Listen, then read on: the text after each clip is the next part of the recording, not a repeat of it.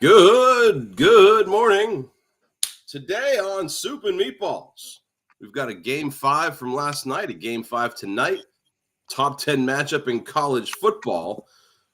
But, Tim, before we get going, I do want to send some good thoughts and good vibes down to our friends in Florida. I know some people down in that area who were affected by the hurricanes. My Little League coach, sports-wise, is down in the Tampa area. One of the guys we played football with, I don't know if you remember Jimmy DeMera. Sure. He was down in that area, and he posted online, you can take the firefighter out of the firehouse, but you can't take the firefighter out of the fire, something like that. So that makes me feel good that people we know are going down and helping people. So we hope people are doing good down there.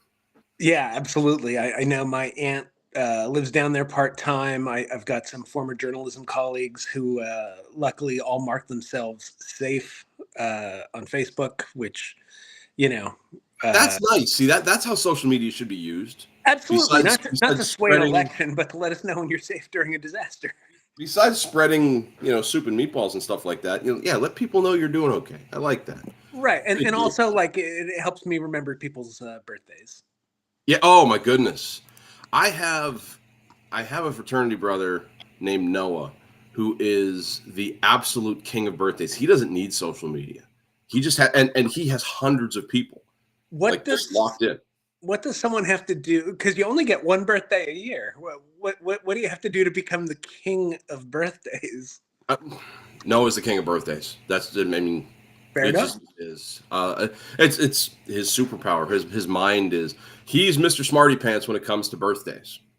Oh, he remembers other people's birthdays. Yeah. So that's what I was going for. Gotcha. Just remarkable in that respect. So, good deal there. And let's get into it. We have a good show today, man. I'm excited. You're excited. Let's talk. The Mets were the first team. Mets were the first team to punch their tickets to the NLCS this week, knocking off the 95-win Philadelphia Phillies 3-1. The 6-seeded Mets magic run continues now against the Dodgers, who won Game 5 last night 2-0. They're going to see their first championship series since 2021, and I want to start there because last night's game was a classic playoff game. Enrique Hernandez hits a home run in the second, gives the Dodgers a 1-0 lead, and that's where it stayed for a long time. Yamamoto and Darvish just dealt back and forth on the mound, and I didn't see a lot of it at a high school football game, but Tim, did you see this? Well, break this down for us. Oh, I fell asleep. Oh no. No. Yeah, I was watching until about the fifth, and I fell asleep on my couch like the old man that I am. And then I had to catch up with it on I had to catch up with it on the MLB app, and I was like, I'm sure Max watched. When I got home around, I want to say the fifth, and if I say it with enough conviction, people will believe me.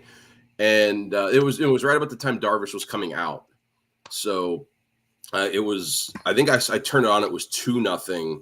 The Dodgers attacked on the insurance run, but in the late innings, they didn't feel very dramatic because San Diego just couldn't get any offense going, and LA just put their foots down. Isn't it? Every matchup has been almost exclusively very low scoring, especially Cleveland, Detroit, except for the 7-0 game, right? But that game was Game 3, the one where Kwan trapped the one in left, and it ended up being 3-0 on the late homer. I mean, almost without exception, these games have been, my sleep aside, fantastic and very dramatic. This has been a fantastic October. It's baseball is what you're looking for. It's not the I remember the one year there was a Monday Night Football game that was 54-51. It was flag football city, and you wondered if that's what the NFL was wanting for scoring, and what Major League Baseball was trying to get to with the bigger bases and all of the rules against pitching. What it felt like the pitch count and this and whatever, they wanted more offense, but the playoff baseball, this is exciting. You're napping aside. Yeah, I mean. And you're not a Dodger fan or a Padre fan, so there's that. I'm not. If you're a Dodger fan, I think there's there's a tension in the third, fourth, fifth, sixth innings. Yeah, well, I mean, Dodgers fans, that's usually when they're just settling into their seats and or leaving. Um, we've cited a couple times Game 7 of the '91 series where Smoltz and Morris, 1-0. That's Game 7 of a World Series. Game Game 5 7 of of a a World division Series on a series. Though. Saturday night. It was maybe the best baseball game I've ever seen. We'll talk about playoff memories later on, but then we'll see if that makes the list. But as far as if you're a fan of one of these teams, absolutely, tremendous baseball. So the NLCS is set, and speaking of fans, all right, I'm a fan here. In the American League Game 5 tonight, we're going to find out who travels to the Bronx to face the Yankees, as Detroit heads back to Cleveland for a deciding Game 5. 8:08 first pitch tonight. Detroit sending the presumptive Cy Young winner, Tariq Skubal, to the mound. Cleveland is going to start Matthew Boyd. That will be a good game. This has all the makings of 1-0, 2-1. I personally hope it goes 17 innings, selfishly, but who do you got tonight? Who's going to New York? I think Detroit is. Skubal's been that last start. He was amazing. He had pitch out of trouble a couple times. And I just think kind of the same that the Mets are in the National League. I think Detroit's just, it's tough to put your foot on their neck. They're hot now. Yeah. And like you said, they have the best pitcher in baseball on a regular rest. I mean, it's not short. And if Detroit wins, they could feasibly send Skubal out in the ALCS 3 times, but they would be on short rest. So, I like Detroit too. We'll see. So looking forward for Detroit with what Skubal would face offensively. The Yankees moved on 3-1 against the Royals. I don't think anybody was really surprised there. I think what people might be surprised about, the comparison and contrasting natures of the regular season and postseason for guys like Giancarlo Stanton and Aaron Judge. So in the series with Kansas City, Judge was terrible. 2 hits in 18 plate appearances. He did draw 5 walks. Ooh. So a 2 for 13, 154 average. And he might have broke out a little bit in Game 4, but really he just looked awful. But Stanton, who by superstar standards had a very pedestrian regular season, wakes up and hits 375, knocks in 4 runs in the series, and he comes up in big spots. If the Yankees get this kind of Stanton and this kind of Judge, it's going to be a close series. If Judge somehow wakes up and says, "Oh, I'm in the playoffs now. Oh, I'm the best player in baseball." New York should win. I'll give Detroit 2 just because I will. But they should roll. And we were talking about it when we were texting the other night. What do you think if Judge doesn't wake up? What does this do to his ultimate legacy? What do I think? I think he's going to start getting booed, first of all, in the playoffs at home. I mean, so what does it do to his legacy? He's 32, so his legacy is currently being written. I mean, as the boss would say, these are glory days right now. He's living them. So I like the comparisons we had back and forth. The Frank Thomases, or you pulled out Ichiro. I didn't think Ichiro was that bad in the playoffs, but yeah. I was trying to think of ringless greats in our lifetime. Comps from Mike Trout, and I thought the Trout to Griffey comparison was very good. Yeah. Between their injuries and also just like the overlap in their skill set. So I mean, if you remember back in 2009, Alex Rodriguez had the same kind of feeling, but then he broke out hard against the Twins in the DS, and he was pivotal in the World Series against Philadelphia. I mean, Matsui had a better series and deserved the MVP, but if A-Rod is an A-Rod, New York doesn't win number 27. So, I mean, if Judge doesn't break out against Detroit, I think the Yankees are still good enough that they can beat Detroit. I think they're good enough that they could beat Cleveland. I think Detroit beats Cleveland tonight anyway, but regular season wise, I think Cleveland had 5 or 6 games on Detroit.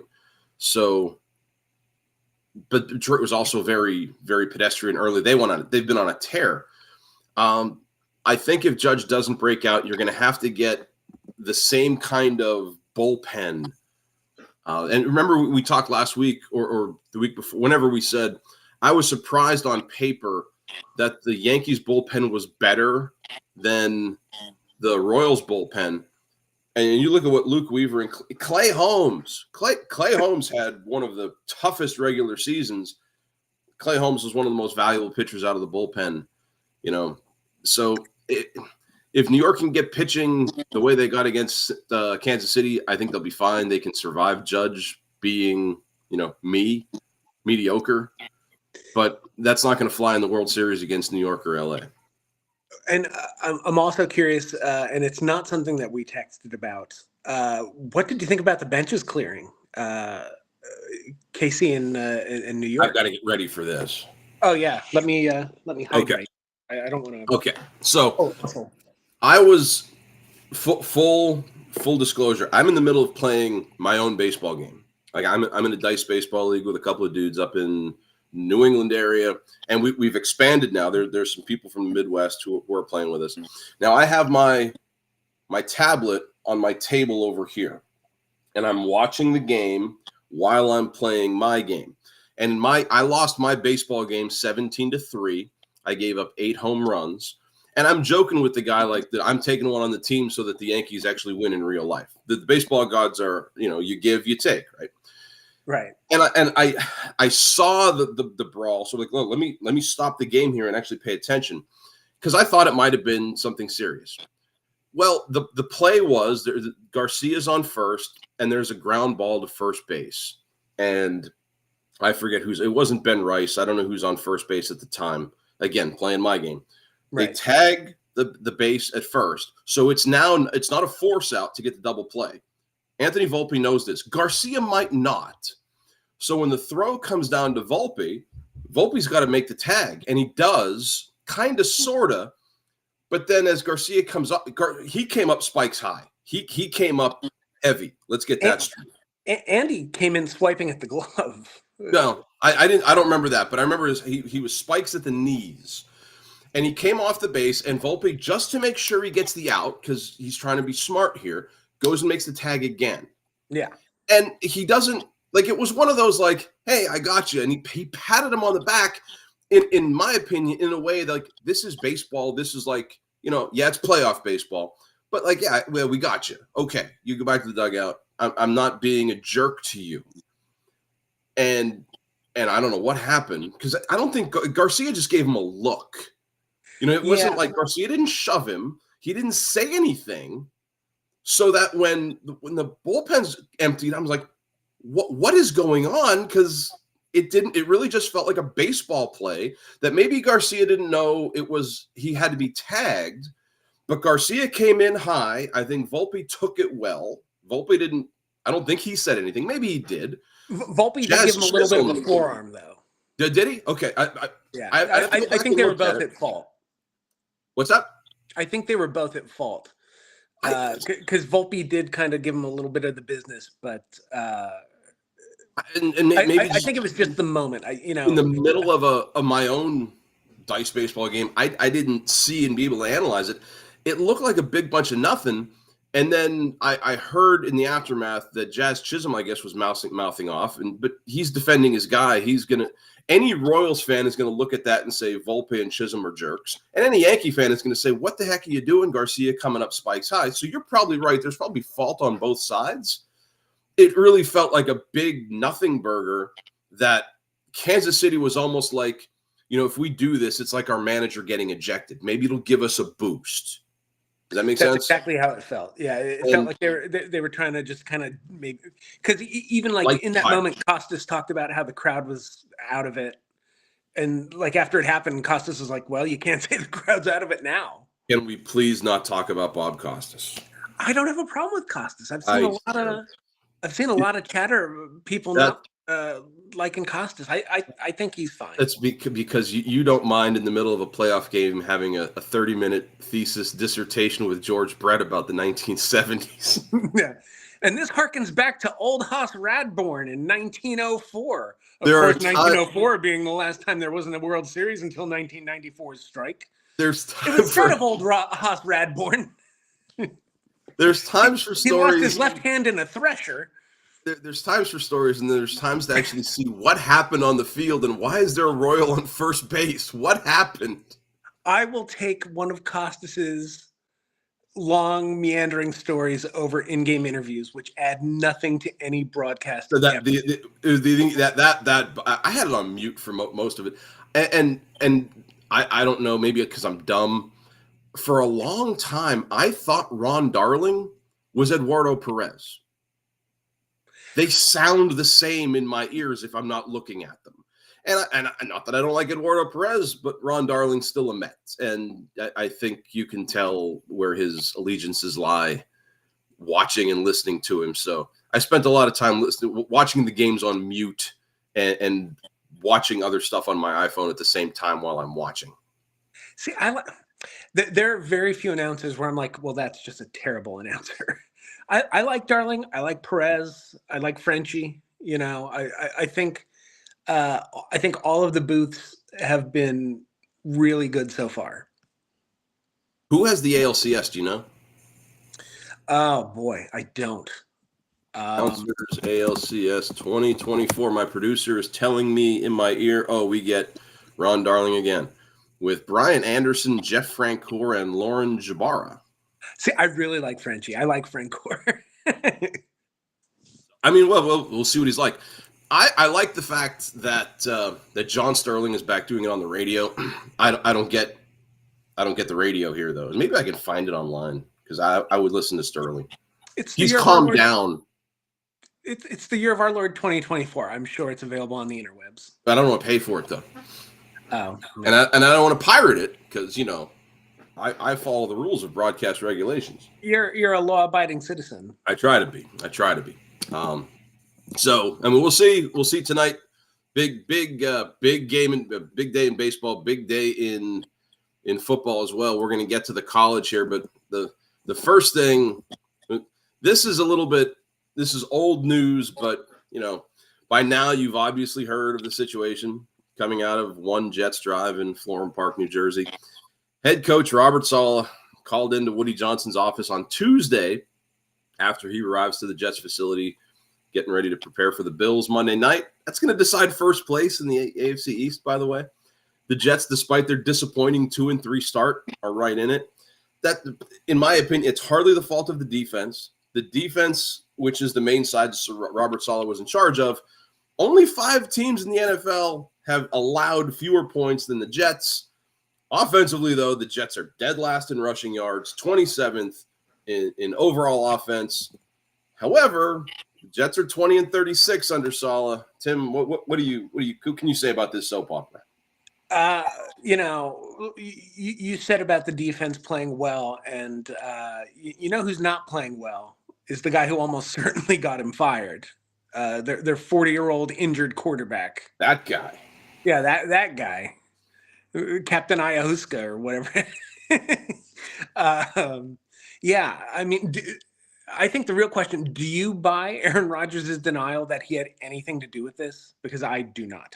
Oh, yes, absolutely. Aaron Rodgers is nothing but above reproach. I mean, I would certainly believe someone who spent a week in dark isolation and, listen, Aaron Rodgers is a weird bird.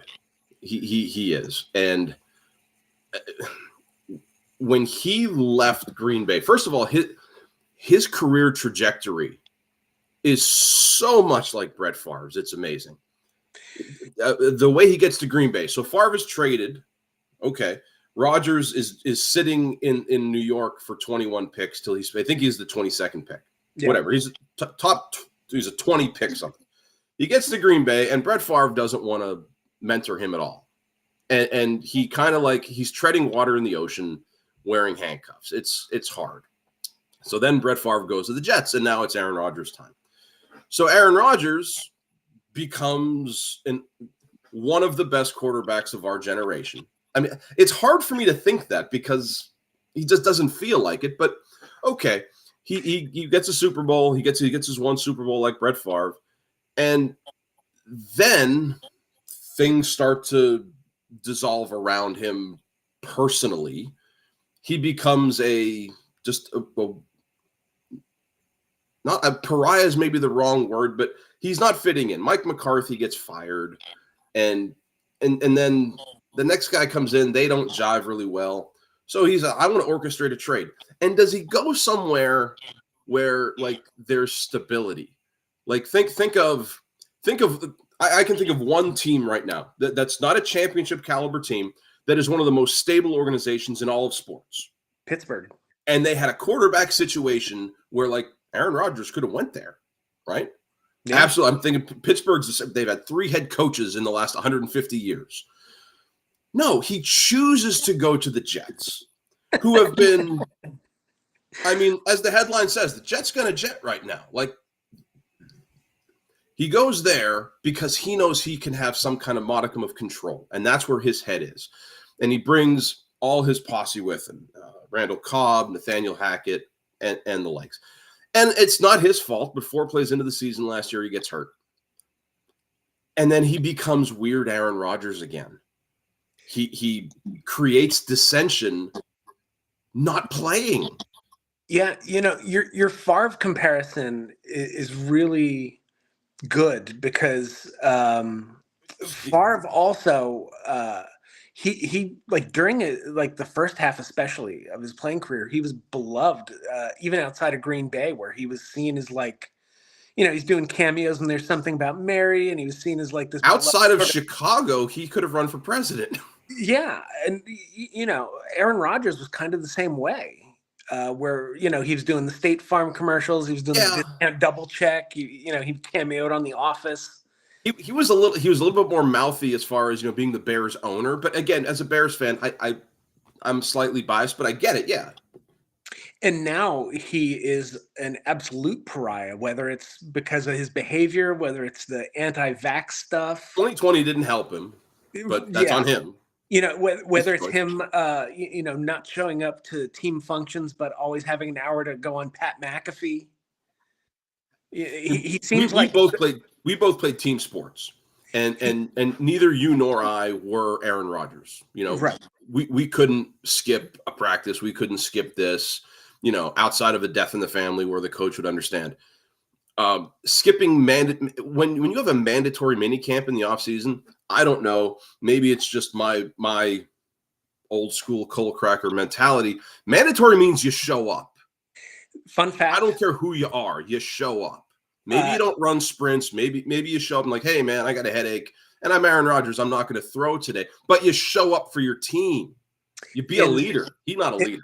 In August of '95, and I got permission beforehand to go to Jersey to attend my cousin Charlie's wedding. But the understanding, because I went to Matsy, our head coach, Rich Matz. I went to Matsy, and he was like, "But you're going to run on the Monday after." And I was like, and it was Labor Day week, whatever. Oh, it'd be labor on Labor Day then. Wow. But yeah, I had to. I can't remember if I had to run laps or Kentucky's, but for the privilege of attending my cousin Charlie's wedding. So Charlie and Beverly, if you're wondering who had to pay the most to attend your wedding, you're welcome.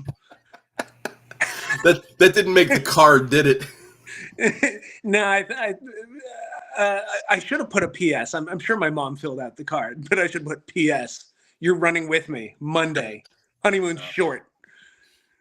So back to this weird situation. What's even weirder to me was the timing of it, where Saleh was contemplating, I think at the time, taking the play calling away from Nathaniel Hackett, and then the phone call between Woody Johnson and Aaron Rodgers, which we don't know what was on it. I mean, they haven't leaked that tape yet, but then the timing was just too coincidental.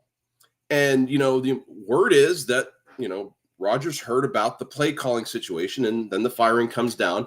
And it was just announced on Thursday that new interim head coach, Jeff Ulbrich, he's in a good spot. Jeff Ulbrich says Hackett's play calling is getting taken away anyway. And it's going to some guy named Todd Downing, who was the former Titans OC, who is now the passing game coordinator for the Jets. He is now going to call the plays for the Jets this week. So I wonder if that happened because of Wednesday, because this news just came on Thursday. Right. And also, is Aaron Rodgers, should he even have the kind of clout to do this anymore? Who is he at 40?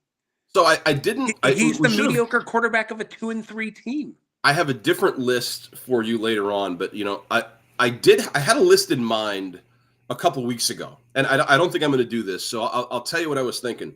I had seen a TikTok video where Michael Irvin was talking about CeeDee Lamb, and CeeDee Lamb is wearing 88, which is a big thing in Dallas, and I got to thinking Michael Irvin's got a big mouth. And Michael Irvin thinks very highly of himself in this interview. There's probably 20 receivers I would take before I would take Michael Irvin on my team. We did our top 5, which would we start a team with? If we went all time, how many wide receivers would I take before Michael Irvin? Now, that took a long time. I was like, dude, that list would be ridiculous. How many quarterbacks today would we take before Aaron Rodgers? Is he a top 50% quarterback in the NFL? I think he is. But out of 32 quarterbacks, I don't think he's in the top 10. I think he's probably around 14, 15. If you're asking me, would I rather have Jalen Hurts or Aaron Rodgers? I'll take Jalen Hurts. Yeah. It was the Hurts and Sirianno soap opera. That's another thing. But yeah. I don't think Sirianno's still coaching, so Hurts doesn't have the same kind of clout that A-Rod does in New York. We'll see if Sirianni's still there. I think I don't know that he survives the season. Winning is the ultimate elixir, and right now I think Philadelphia has Cleveland this week. They do. And is there any more? We didn't have this on the rundown, but I heard this on the radio yesterday. Is there any fan base who could look at a player on their own team currently more than Cleveland can look at Deshaun Watson and say, we don't like you at all for what you're doing to our team?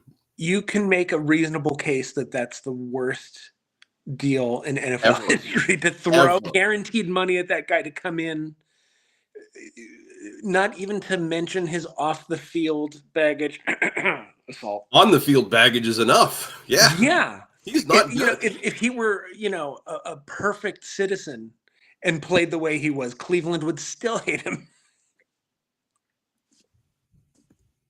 Who the Bears have? Because I don't want to talk about Deshaun Watson. He's the Cleveland that whole. If you look at what Houston got from them, both Houston and the Dallas Cowboys benefited very well from lopsided trades. So, shout out to Texas. The Bears have the Bears are in London this week against Jacksonville, and Jacksonville plays they play like monsters in London, so it's gonna be a close game for the Bears. Caleb Williams has improved week after week after week after week, so hopefully they come back from Europe with a win. That's what you get for taxing our tea, England. We're sending you to Chicago, Jacksonville. We're sending you the Jaguars again. And you know what? No, I will talk about this for a second because I communicate with some Bears fans sometimes on the Book of Face when they make a comment and stuff like this. And this one Bears fan, I don't know his name, but he was all for the Bears going to London. I think the Bears are losing a home game to do it. All in the name of spreading the gospel that is the NFL. I'm like, that's not the Bears' job. The Bears' job is to win games and to make money in Chicago. Send Jacksonville and Tennessee out there. No, don't send my team to London and lose a home. If I live in Chicago and I'm a season ticket holder, I'm upset about this. Yeah, what would you think? I wasn't a huge fan of Philly opening the season in Brazil. In Brazil? Who was the home team there? Was that Green Bay or Philly? Oh, gosh. I can't remember now. Either way, one of them loses a home game. That's not Right. cool. Yeah. And you're right. It's not. Then a preseason game over there. We're not Jehovah's Witnesses. We're a football team. You know what I mean? Like, and the fans that go to this are NFL fans from America going over. Right. Like, or I don't know of many Europeans going to the. Oh, do you want to go to the sporty hand egg game? Yes. Shall we attend? It's like rugby, but with more equipment. You can't see the blokes' faces. It should be a lively, good scrum. No, let's go get some tea and crumpets and fish and chips and drink and fight each other. As is my understanding, that's all that happens in England. You go to see the Queen, you eat scones and you drink tea, and then I don't know, you call an elevator a lift. I'm getting out of this before I get in trouble. That was so bad. I apologize to our friends across the ocean. Yeah, huge day in college football. Just not for Michigan today. The Wolverines dropped to 24th in the polls. Tough loss in Washington. Just awful. We'll talk about that in a second. But conference foes, Ohio State and Oregon. That's right. Big Ten game right now. Ohio State. That classic rivalry. Out in Oregon. That's the marquee matchup of the weekend. Both teams 5-0. Both teams coming off relatively easy conference wins last week. Statistically, the Ducks a little bit over the Bucks in terms of, yardage and leaders and stuff like that, but that is all relatively meaningless. Oregon's at home, but the Buckeyes are favored by 3.5. The ESPN analytic, whatever circle thing says Ohio 64.1%. Tim, what do you see in this one? It pains me to say it, but I think the bad guys win. I'm not. I think Ohio State is one of the two best. I think them and Texas are the two best teams in the country. I have a hard time arguing that. Yeah, from a talent perspective, I mean, and that's what happens in this age of the NIL, where, and I'm not going to be the guy that says, yeah, they threw $20 million at these kids, but they threw $20 million at these kids. Yeah. They're doing what's expected. It's like the Yankees and Dodgers right now. If they don't make the World Series, it's an upset because of payroll, but that's why you go out and play the game. I don't know if you remember, it was 2000. Oh boy, I have to go off when I moved into this house with Derek. So we'll say 2008, 2009 ish. Michigan went out to Oregon. Now this was before Oregon was like Oregon. And I thought, no, there's going to be a cakewalk because Oregon is not like a name that we're putting up with big college football games. Brady Hoke era? Yeah, I think so. And Oregon won.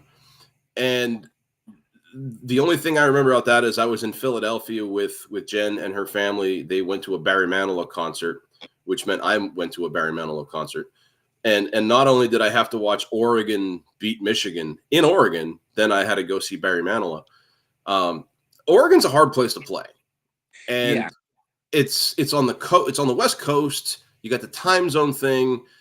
I haven't found out, when college football teams leave. I said I was going to check on that last week. I didn't. Bad Max. It's the first major test for both teams. And the first series for both teams, this is where my mind goes as a former junior high football coach. Your first series says it all. If you see who wins the toss and what they do, if you win the toss and you defer and you force a punt, that is so massive. If you win the toss and take the ball and score points, I don't care if it's 3, that's massive. That sets you up for success the rest of the game. I don't think you're going to see a lot of turnovers in this game. I don't think you're going to see a lot of sloppy play. I think both teams are going to come in well prepared because of last week. I think this one's a shootout. I think a ton of points are scored. I'm going to go with my heart and not my head. I'm taking Oregon 38-35, but don't color me shocked if Ohio wins this 40-10. So I agree with you where I also think it's going to be a shootout. And I was going to say somewhere in the neighborhood of like 38-35. Just not both offenses are so good. Right. I was going to say, but they haven't seen. They can't play defense, but they haven't seen each other's defenses yet. I just, and I don't think the average fan takes into account what traveling, especially across time zones, does to a team. And I'm still taking Ohio State, but like, think about like how awful flying is. like, so I have a brother in California, so I fly out there fairly regularly. Think of how you feel after a cross country flight. It's terrible. And now you have to go play a game against one of the premier programs in the country. You're not going to play, Oregon State. Shout out to the Beavers. Right. So I think Oregon does have an advantage there. I think that took a toll on Michigan last week going out to Washington.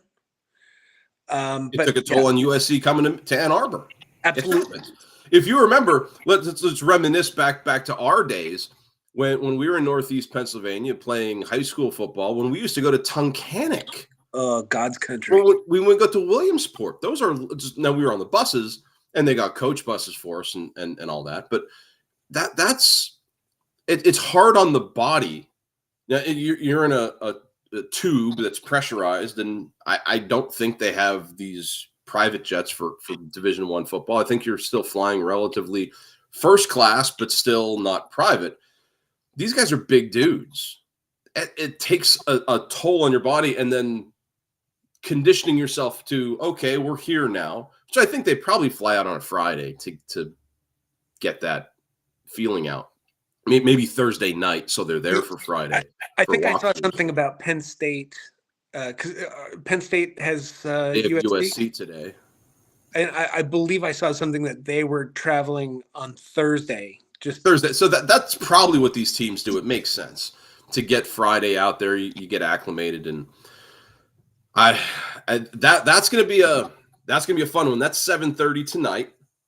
I don't know what time the next one is. Number 1 at number 18, the Red River Shootout. Texas and Oklahoma. These teams have played each other every year since 1929. 119 games as of last year. Texas leading the all-time series 63-51 with 5 ties. Both of them coming off of open dates, off games.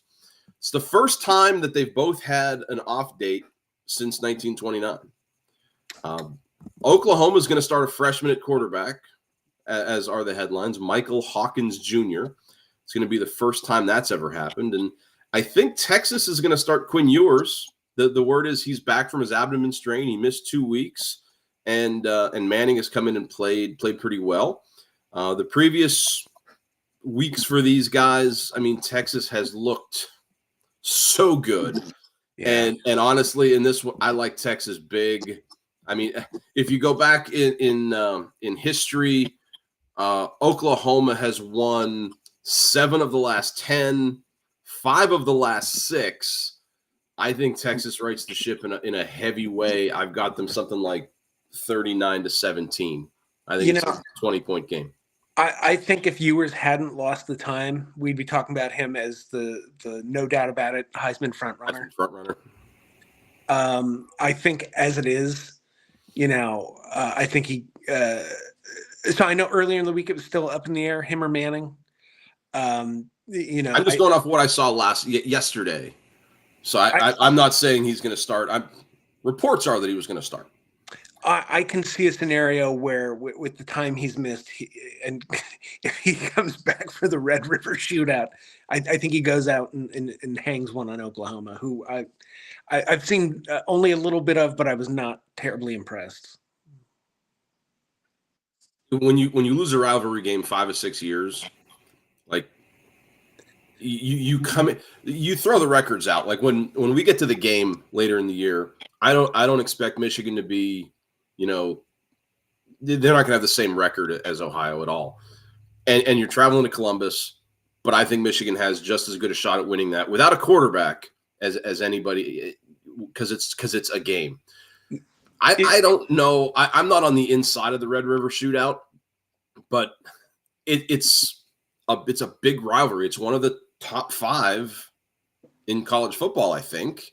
So I think Texas historically looks at, this is what these guys have done to us when we've come in as favorites. And I think, again, it's a first series mentality.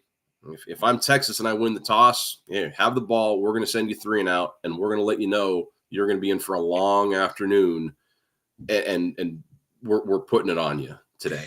Where do they play that in Dallas, right? That's at the Cotton Bowl, I believe. Yeah, that's what I Right? thought. Neutral field. Yeah. I mean, neutral field. Still on the Texas side of the panhandle. Yeah, but and yeah, I think it's always been like that. Again, I did a modicum of research on 7 of the last 10, 5 of the last 6, but I didn't go into depth about why they played and the border dispute between the states of Oklahoma and Texas. It dates back to when Jebediah, Texas, slept with the wife of Cletus, Oklahoma. Sure, and if you say it with enough conviction, people on the internet will think it's true. Don't look it up. It's just a fact. Who do you got in this one? Do you got Texas big as well? Yeah, I think Texas can hang 40 on them. Yeah, I mean some other big games, and I won't hammer on this because I don't know too much. I saw a Joel Klatt video saying that by the time Ohio State and Penn State play each other, it could be a 1-2 game. Penn State's ranked 4th. Somehow. I know. I saw, and that's the merit in not playing anyone early in your schedule, I guess. And as Michigan fans, we can't talk too much. Our high school schedule last year was what it was, but it's fine. But people gave us grief about it last year, so we can give grief to Ohio and Penn State this year. Like, schedule somebody. Right. But they go to USC. It's a tough game. We'll see what they do. PSAC time. In the PSAC, IUP and Bloomsburg both coming off of tough losses. IUP traveling out to Erie County today to take on the Fighting Scots of Edinburgh. And Bloom has a division game against another division favorite, East Stroudsburg. It's homecoming. Homecoming, Tim. What's the good word out of Bloom this week? Well, I can hear the faint sounds of the homecoming parade. I'm not far from Main Street. I don't know why they scheduled East Stroudsburg for the homecoming game, though. But I will be heading up there. So I'll have a live report. Full report next week. Yeah. I see. I was a bad homecoming guy. I didn't go out to IUP's homecoming, and oh my gosh, they had a lead late against Slippery Rock, and they gave up a touchdown. They lost 33-32. Heartbreaking loss against the division favorite. But I'll tell you, I can remember. I'm going to take in the Wayback Machine back to when we were in college. So this would have been 2000 when the Huskies went to the national championship. Okay. They played Millersville on homecoming. And so a lot of people might not remember this. BU lost their first 2 games that year because they played Carson Newman, who was the defending champion. I remember Bloom Carson Newman. I remember that for some reason because that was a big game. The next week they played Bob Gemelli's alma mater. They played Shippensburg. The Red Raiders. Yeah. So a third loss almost certainly would have knocked them out of playoff contention. They beat Millersville 21-20. And I still have the little novelty gold football that the cheerleaders threw into the stands. Cool. How about that? Yeah. So a memory of homecoming past. Are you going to get a gold football today? I'll wink at the cheerleaders, see if they throw me one. I'll be like, do you ladies happen to like a mustache? Oh, you don't? Can I have a football anyway? I have a football anyway. Listen, give me your football or give me your phone number. Here, take all the footballs. Sir, would you please stop bothering the cheerleaders? These are young women. You're twice their age. So, IUP Edinburgh coming in. I think that's a trap game because Edinburgh's 1-4, but they're not a pushover. Edinburgh gave BU a tough time. That came down to the last seconds. According to head coach Tortorella, and let me quote, "This team could be 4-1. Their record is in no way an indication of who they are. Based on the level of competition that they have played, they legitimately could be 4-1. So to borrow another phrase that Coach Tort likes to use, don't let one loss become 2. because in years past, that's actually been a problem for IUP where, they've come into a game that on paper they should win, but, a late pick six here, a fumble there, don't let an avalanche of bad happen. So I think they're in a good position where, they're playing a team that they theoretically are better than. They should be favored in this one, obviously, a 4-1 team going to a 1-4 team. But like Tort says, you have to watch the last two games they've lost by a combined 10 points. So this has all the makings of a very close game. With Bloom, I don't know about the Bloomsburg game. Yeah, I don't have high hopes. Bloom at 3-2 has been a pleasant surprise, but the way that you say 1-4 and could be 4-1, Bloomsburg could be 0-5. Like they've been like their 3 wins. They gutted them out to their credit. But I just don't know if they're in the class of an East Stroudsburg. East Stroudsburg and Kutztown were the 1-2 in the East. But last week Bloomsburg got one hung on them by Kutztown. But aside from that, like you said, they're scrappy, and that's the kind of team that stays in games mostly. And I think Kutztown's better than East Stroudsburg. So hey, homecoming, you're at home. I think this could be a close game too. If you hold them in, the fourth quarter could be exciting, and then it's anybody's game. You just can't let things snowball, just like I said for IUP. And look, I will say, BU head coach Frank Sheptock, he's a defensive guy. He's a former linebacker. I think if anyone can put together a game plan that would frustrate East Stroudsburg and at least keep it close into the fourth quarter, Sheptock can do it. It'd be a good day in the PSAC world. Not a good day for Michigan. They're at the bye week, ranked 24th. Illinois next week, so they're prepping there. Michigan State the week after that. So, this is the part of the schedule where, maybe it's good to have a bye. They fell behind early last week to Washington on the road, but then they fought back. And the Donovan Edwards slip. I don't know if you remember this. He's cutting back to the left, and they show there's a lane that, as we said when I coached, you could get a hover round through there. Yeah, that was so rough to see him fall. But I think it's a good week for Michigan to be off, to lick their wounds and get ready for the second half of the season. Doesn't it hurt that much more when Michigan makes you care? You're not wrong. So I'll tell you a little bit about my life growing up. In junior high school and in high school, watching Michigan games, I would get nervous. I would get a tension, a rabbit in my throat, and my stomach would be twisted. And mainly because, I wanted them to win, but, I don't want Bobby Gabby to talk crap on me tomorrow because he's a Notre Dame fan. I don't want all my Penn State friends. I don't want Matt Chisnell busting my chops as we're eating the hottest wings ever. I want them to win, but for different reasons. During the Rich Rod era and the Brady Hoke era to an extent, I like, you know what? These are college kids. I've got bills and I've got kids and I've got real world, not problems, but I got my own stuff going on. What do I care? And I lost it. I still want them to win, but I wasn't nervous and tense. And then the JT Barrett game happened. I remember Derek had a birthday party that we took him to, and I'm listening to that on the radio. And I got the tension back a little bit because it was Ohio and it was a big game. And then it was gone again for most of the other games. I'd like them to win the big ones. I tell people if Michigan beats Penn State and Ohio every year, and that's the only 2 games, it's okay.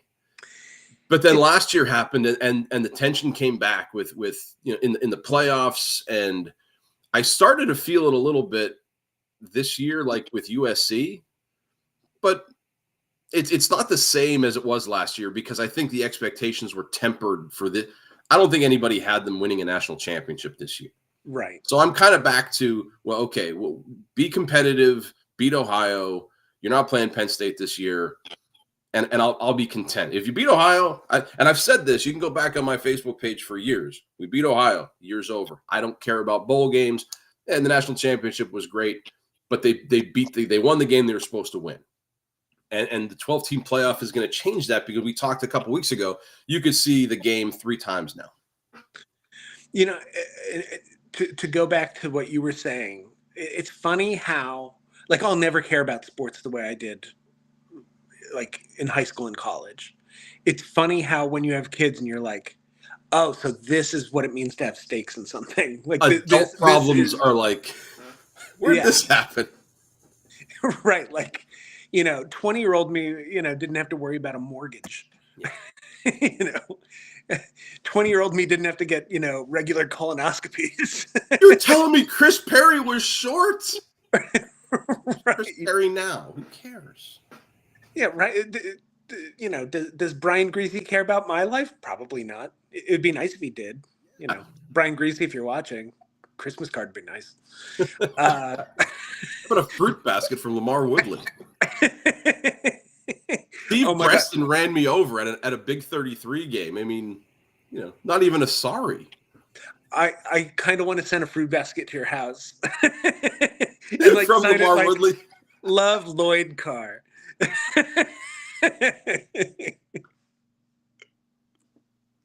But yes, I like Michigan's chances today. The bye is only favored by 3. So yeah, so the bye is favored. In years past, the bye was favored, but Rich Rod.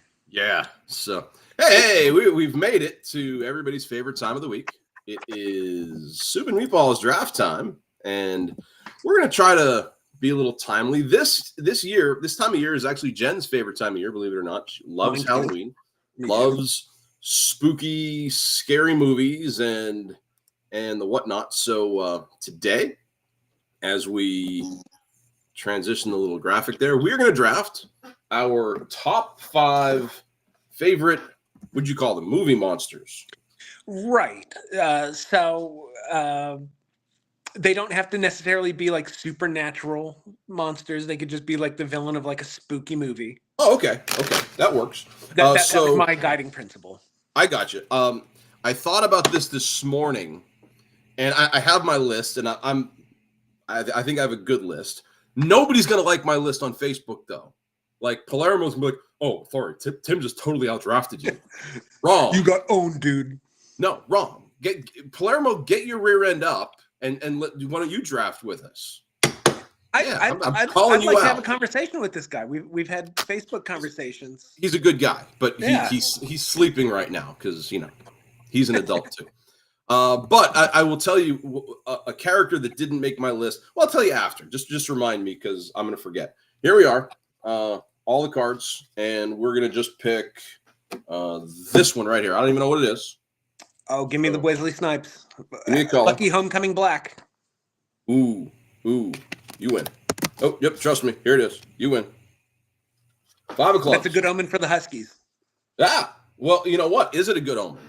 Did you take their winning juju? Remember, the Yankees won game 4 because I lost 17-3. That's true. But I'll have to go like stub my toe or something to even. Yeah, there you go. Or you can just draft poorly so I win on Facebook. Well, I'm sure you can guess who my... I don't know. I'll tell you what, my list is so weird and wild. I'm really interested to see where you go. So I was a very weird kid. I had a poster of this movie on the back of my door of my childhood bedroom. The movie is Silence of the Lambs, and the villain is one Dr. Hannibal, the Cannibal Lecter. No. He wasn't. It was Dr. Chilton was the villain in that movie. I agree. Dr. Chilton. But Hannibal Lecter is awesome, dude. And you know what? Bad Max didn't make my list, dude. I can still quote like a huge weirdo long stretches of that movie. Oh, dude. So when I was in college in my video production class, we had to make a music video. And I decided, we did a group project, and I alphaed my way into the leadership role. And I said, guys, we should do like this really evil, because one of my fraternity brothers had like this really cool synth thing that he showed me. And like, dude, this sounds just this sounds wicked and evil. And we use that. And like, we just got to find all kinds of evil stuff in movies to clip. And when Lecter is in, they take him out of Baltimore to go talk to the senator, right? So he's in that bird cage. You know what I mean? Yeah. And they've got the yellow background, and he is just straight up eyes. That shot right there is just, man. Also, a great example of my hand hurts. Less is more. So Anthony Hopkins won the Oscar as Best Actor. He's only in that movie, I believe, 22 minutes. No, I mean, it's the shortest amount of screen time for a Best Actor Oscar winner. But every time he comes back on screen, then you're like, yes, this guy's back. Give me more of this guy. Yeah. Yeah. And I'll tell you what, I loved the prequel then. I liked Hannibal. And I watched. What was the third one? Red Dragon. Okay, what was the fourth one then? Because there was another Rising? one where they show like the making of Hannibal. Like they had the kid play him. I think he was in Germany. I think that it's one Rising. That one got weird, but like Hannibal Lecter is like, I'm trying to compare him to like it. Yeah, any movie you put him in, I'm gonna watch. Like if you put Hannibal Lecter on The Office, I would watch it. Like even without, because the first attempt to adapt the Lecter character was Manhunter with Brian Cox as Lecter. Even that movie is fantastic. And a bad movie guy. I haven't seen it, but I heard mixed things about it, just because it wasn't Anthony Hopkins. But dude, that's awesome. I don't even know. My list is null. Palermo, he wins again, but I'm going to try to come back here with my number one. And my number one evokes a really interesting memory of me growing up. And since you know my parents, this will be like, you'll smile a little bit. I am, I don't know, 8 years old, maybe. And there was a movie store down on Church Street called Hollywood Video. Sure. And they had a cardboard cutout of this character. And I looked at it. I'm like, it reminded me a little bit of He-Man, because He-Man carried a sword, and this guy had 4 little swords on his fingers. I'm going to take Freddy Krueger. It's a great pick. And Freddy Krueger to me. So I wanted to watch Nightmare on Elm Street. I'm 8 years old, and my dad's like, not a chance. But I'm like, come on, look at him. He's awesome. And like my dad knows Freddy Krueger's going to scare the crap out of me. And I'm going to be like running down the hallway, Dad, I'm having nightmares. And he's not putting up with that. So then later, it might be a year later, we're out in the Laurel Mall, and we walk into, so we park underneath, we walk into Boscov's. And if you walked in back then, there was books. There was the book, The Nightmare on Elm Street. And I picked up the book, and I'm like, Dad, can I read this? And he's like, no, not a chance. But I'm like, Dad, it's a book. I won't get scared. I promise. He's like, no. And I said, Dad, I promise if I get scared, I'll give it to you and I won't ask for it back until I'm 21. Your dad, famously an opponent of childhood literacy. But my dad would use calculated foul language around me. I never knew what the F word was until I heard it in a group of adolescents. And as a matter of fact, the first time I said the F word was around one of those adolescents' parents. And they're like, what did you say? And I was like, well, I said this. Kind of like, Ralphie in the Christmas, like, so yeah, I just heard it. But he heard it from his dad. I never heard that. I'm not entirely sure what the F word is. So, I mean, we're under broadcast regulations. Palermo knows what we're talking about. So I'm pretty sure my dad wasn't afraid that I was going to be scared by a book, but that I was going to ask him, what does this F word mean? Because I'm sure it was all over that book. I'm almost positive. That's a great choice. And I've always been enamored with Freddy Krueger, just one of my favorite movie monster people. And I feel like the 3 big movie monster people when we were growing up were Freddy, Jason, and Michael Myers. And Freddy to me was always, because he was the funny one. He was like he had like a pun before he killed you. He turned that way though. In A Nightmare on Elm Street 1, he was just straight vicious. Right. It wasn't like, and that's the best one. By 5, he was like almost a caricature, and then but it was like pro wrestling then. So it was that kind of entertainment. Yeah, I'll talk crap against you, and then slice your innards out. It's funny. I believe it might have been for my 12th birthday. As part of my birthday party, we all went to see Nightmare on Elm Street 5 at the old Churchill Cinema on 309. Bunch of 12-year-olds going to see Nightmare on Elm Street. Shout out to Churchill Mall Movies. Freddy was not on my list. My second pick is from my favorite horror movie. This character is not necessarily supernatural until you get to the end where you realize maybe he was. It's Jack Torrance from The Shining. Wow. Yeah, I'm just a mild man. Look, he's a writer. He's a caretaker of the Overlook Hotel. And, Shelley Duvall just won't let him get his writing done. That's the way I view the movie.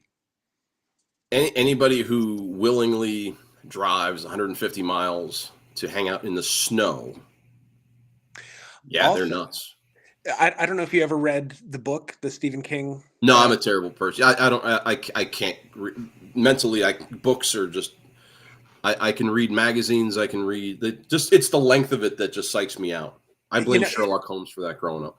It's totally an allegory for King's alcoholism, like how drinking would turn him into a monster, which just kind of adds layers to a great movie. Although Stephen King hated the adaptation. Yeah, that's what I remember hearing that. Yeah. What does he know? Right? Yeah, that guy, Stephen King. I was entertained. And when did The Shining come out? Like 84, 85? 1980. 80. Okay, I know it was. I was not going to be old enough to watch it. I think I watched it when we were in high school, and the production quality showed its time, but that didn't matter. The Jack Nicholson is one of the best actors of our generation, I think. And I love Shelley Duvall in that movie. She screams a lot, and she has weird facial expressions, but she pulls it off. But there's something so sad about how cheery she is. She's so lonely. This poor woman. Yeah. There's a part in the movie where she calls one of the Rangers, and at the end of the call, she's like, well, how are you? And he's like, ma'am, I really need to go. And she's like, oh, okay. She's just so starving for connection with another person because her husband's so terrible. And then being 150 miles away from that. Oh, dude. And when you get into the, have you seen and this is a different movie. Have you seen Ready Player One? No. Watch it. I heard it's good. Oh, dude, it's Easter eggy, and people our generation will love it. Yeah, so I won't say anything about it. But yeah, there's some Shining in there. Real Ready Player One. Do that at the end of the football game tonight. Okay. So my number 2 also evokes memories of the Churchill Cinema when I think we were in 7th grade, and one of our friends, Sammy Marolo, got me into this movie. I don't know if I've ever been scared at a movie before at the time. And I wasn't scared of the character, but there was jump scares that were just like, whoa. And the way it was acted, and this actor's voice, Tony Todd is one of the best voices in all of Hollywood, I think, man. Great choice. And when he just comes out and says, "Be my victim." Oh, dude, Candyman he is one of my favorite movie bad guys. So give me Candyman at 2. The first time I saw that was at your house. I probably forced you to watch it because you were into all these Academy Award winning movies, and you just threw 2 acting performances of Hannibal Lecter and Jack Torrance are Academy worthy, and I'm giving you bees and hooks. No, Candyman, and you were right then and you're right now because that movie's rad as hell. That's such a good movie. And also because we were in like 8th grade when it came out, Seventh there's grade. also there's also a little bit of Virginia Madsen nudity in it. You know what, Virginia Madsen, one of the proclivities I have about the fairer gender, I like girls with long hair. So when Virginia Madsen was in that movie, I didn't find her nearly as attractive as I would have like a Shelley Duvall or a Jodie Foster, simply because her hair was short. However, Virginia Madsen now is one of the people I follow on Facebook or social media or stuff like that, because she was her role in the number 23, where she was Fabrizia. All of a sudden, like, wow, she's a beautiful actress. But Oh yeah, and also an Oscar nominee for the movie Sideways. that was the The wine. Napa Valley wine Yeah. movie. Okay. Yep. Yeah, generally I saw that in theaters. I remember nothing of it except it was we didn't hate it, and we might have liked it a lot. I don't remember it. But yeah, Endorsement. Yeah, so when I didn't hate it. The supernatural story, back to Candyman, the supernatural story of like the handoff of the hook, dude, that was wild. And they redid it. I don't know if you heard like the 2021 or 22 version of Candyman. I just saw it on one of the streaming things, and it was okay. It wasn't the same. Yeah, that first one definitely freaked me out. Because what is it? You have to say Candyman. It's bloody. It's Bloody Mary as a movie, right? Yeah, you say it 5 times in a mirror and turn the lights out, and then, well, that's it. You get hooked. Literally figuratively. Or into gullet. They said, "Wow, there's so much blood in that movie too for a 90s movie." So who's your 3? My 3, I don't know if this character would count as a villain, although she is most certainly supernatural. Certainly the most sympathetic person on my list. I'm going back to the Stephen King well. I'm going with Carrie White from the movie Carrie. You're going Carrie. Okay.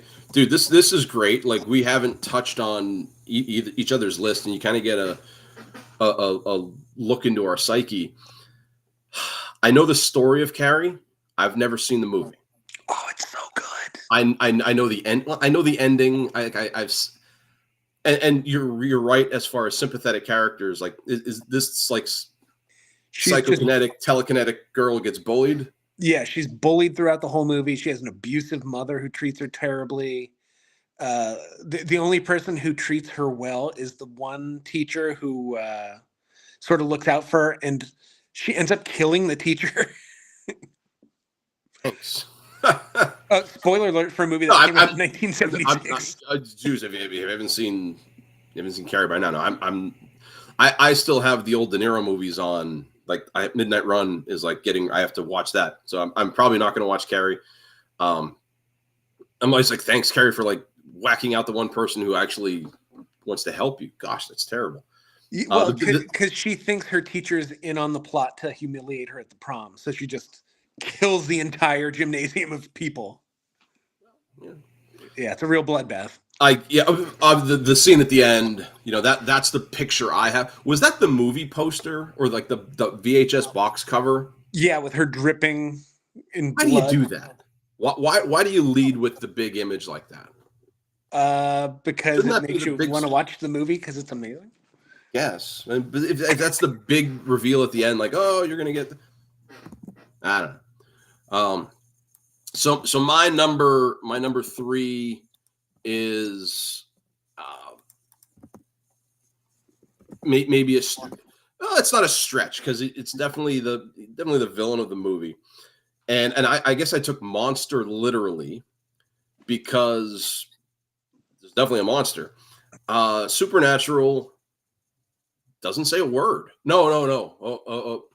Maybe he says like 2 words during the whole movie, but he's like really mimicking, what he's hearing. One of the apex villains of the world, I'm taking the Predator. Oh, that's a good one. Because he skins Hopper alive. And I know nothing of Jim Hopper except, wrong place, wrong time. dude, the Predator's just his cool technology, and the fact when he goes out on his own terms. He's like, I'm blowing myself up and I'm taking everybody with me. Oh, yeah. And I've never seen Predator 2 or Predator 3 or Alien versus Predator. I haven't seen any of that stuff. I just watched the OG Predator. And Blaine has one of the best lines in any movie in any form of media ever. Do you remember our football teammate, Bob Crash? Do you remember what line he used to quote from Predator? He would do his Schwarzenegger. Was it get to the chopper? Yeah. There's no time. There's no time. Get to the chopper. That's the classic line, but oh my gosh. Oh, dude, hold on, Tim. I'm bleeding. I ain't got time to bleed. It's just a great movie full of like that guys. Like The Body and Carl Weathers. I don't know the other actors, their names, but what's funny about this, and you can see this online, if you go to the tubes of views and you type in Predator Full House, they overlaid the Full House theme song to the ending credits of Predator. It lines up so awesomely. It's tremendous. That just made me think that there should be a version of YouTube that is specific only to Hazleton, and it should just be called UseTube. UseTube. I like that. Jen and I often laugh, like we drive by Hobby Lobby and we're like, it's never open on Sundays. If we just open up a store right next door and like we bought stuff from them to make our inventory and sold it at a premium on Sundays, we'd call our store not Hobby Lobby. So yeah, UseTube. We could just take YouTube and add an S to it. I like that. Let's write that down. Note to self. So my number 4 is the original villain. It is from one of my favorite horror movies, Rosemary's Baby. It is the devil himself. Give me the devil at number 4. That's hard to beat. The Dark Prince. So Beelzebub. In what movie? Rosemary's Baby. Yeah, he impregnates Mia Farrow with his demon seed. Because I want, when I do the graphic, I want to make sure I get the right one, because has there been a better devil than Al Pacino in The Devil's Advocate? I haven't seen Rosemary's Baby. Again, bad Max. The way Al Pacino plays the devil in The Devil's Advocate, that's how I imagine the devil probably interacting. Like, I love that final scene where it's like he's like, sort of like unspooling the whole plot to Keanu Reeves, and in the background he's lip syncing like Frank Sinatra. that got cheesy. When Keanu Reeves, thwarts his plan and he goes full Scarface and the back just goes into fire. And yeah, but the way he manipulates people, like on the train, he's going to go tell this guy to go kill somebody. And I didn't do anything. I just told him, his wife's cheating on him. And I didn't tell you to do this with the Getty's case. You went in this direction. I didn't do anything like this. Dude, I love Pacino's rendition. If you've seen the movie, and this is a terrible movie, you probably have no reason to watch it, End of Days. Another Schwarzenegger movie. Yeah. I got to see who End of Days cast, because the guy who plays the devil there, Gabriel Byrne. Oh, yeah, Gabriel Byrne very plays underrated. A tremendous devil. And again, just kind of sort of how you would almost imagine that character walking around today. So, and I'll just say this for Rosemary's Baby. I feel bad for a generation that has, like, I grew up, I only had 5 channels. So if something was on, I was like, well, I guess this is what I'm watching. And Rosemary's Baby was on like WVIA in Hazleton, like one like summer night in like 1990, and I was like, well, I guess I'm watching this movie about satanic cults. Like truly, life was just this weird potpourri of whatever was on TV. You mean you could have called me and come up and watched World's Strongest Man? Magnus von Magnuson. I'm sure they were picking up rocks or something, or like I truly believe that our friendship only started because you had cable. well, I just needed a place to watch Sports Center and Beavis and Butthead. So shout out to I was going to say Blue Ridge, but it wasn't even Blue Ridge. Whoever our cable company was back then. Service Electric, was it? Shout out Service Electric. Thank you. My number 4 is another example of less is more, but it's most certainly not to the level of Anthony Hopkins in Silence of the Lambs, and I'm going camp, like, because when I thought about this, I thought, you know what, I'm going to make. You remember when we were in high school and we were driving around and like you listen to the tapes that I would make? I put weird music on there. I would put like Ozzy Osbourne, followed by Phantom of the Opera, followed by a love song, followed by disco. And that would amuse me. So I put my list together kind of in the same vein. This guy, I don't think you see his true power and his true wrath because he wasn't alive during the course of the movie. He was just captured on canvas. However, he is Vigo. I'm taking Vigo the Carpathian from Ghostbusters. Oh, interesting choice. Did nobody tell you the big forehead look was out? He's so mad. He just needs he's got Carpathian kitty loss syndrome. He's lost his kitten. Let me just put one in there. Oh yeah, Vigo is just he's just so big and so. I kind of want the Vigo poster in my room, but I'd be afraid that he would come and slime me. And it's funny to me what's become of like the Ghostbusters franchise, where like all these movies like view it like it's like scripture, like they treat it so reverently. It's a movie about 4 guys who bust ghosts. And it's not the Passion of the Christ. But that's a very important job in today's society. Who are you well, going to call? Makes them feel good. Who are you going to call? Oh God, that makes me want to watch the original Ghostbusters now. So, did you see? So I didn't watch the one with the female Ghostbusters, but I did watch the furthering of the story with like Aftermath and the Frozen Empire, whatever it was. Yeah, they weren't bad. They were okay. They entertained me for the hours of which I watched them. They're not making the top 100 list of my favorite movies of all time. So the next time we do a quiz, don't worry about Ghostbusters 7 showing up. But they entertained me. They were fine. Yeah, I haven't seen like the Paul Rudd, like the new. That's the one, yeah. But I like the one. Kate McKinnon was really good in the female reboot. But the original, the original has no business working.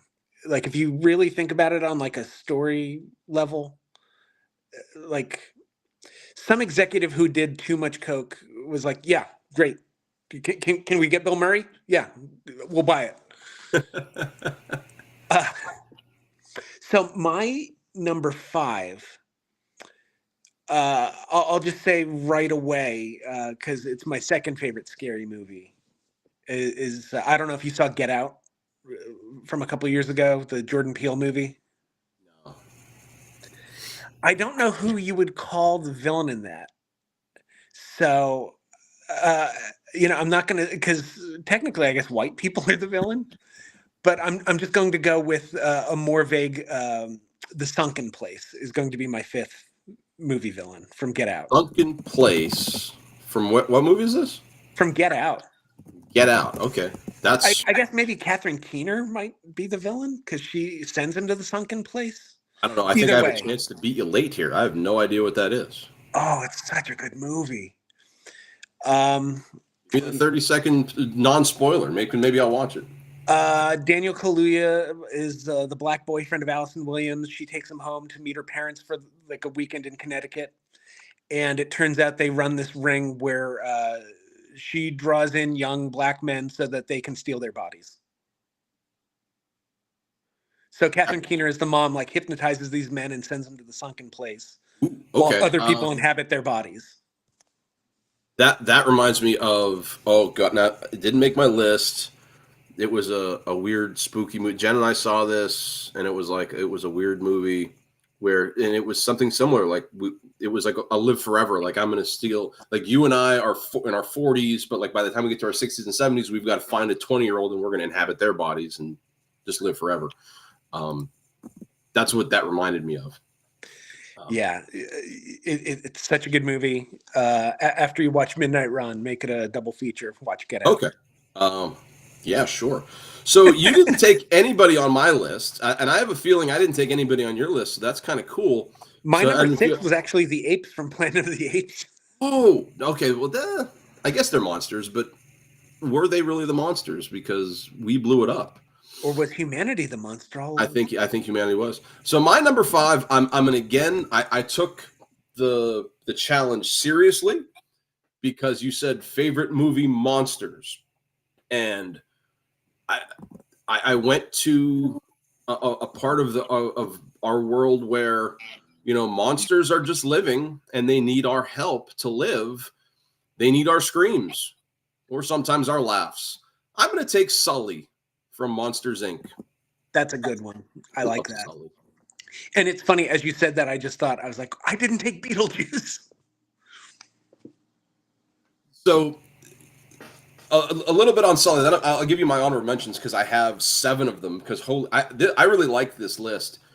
When I first saw Monsters, Inc., like we talked last week a little bit about my favorite movies and how like I as I get older, I get more emotional in movies because I'm like a big baby.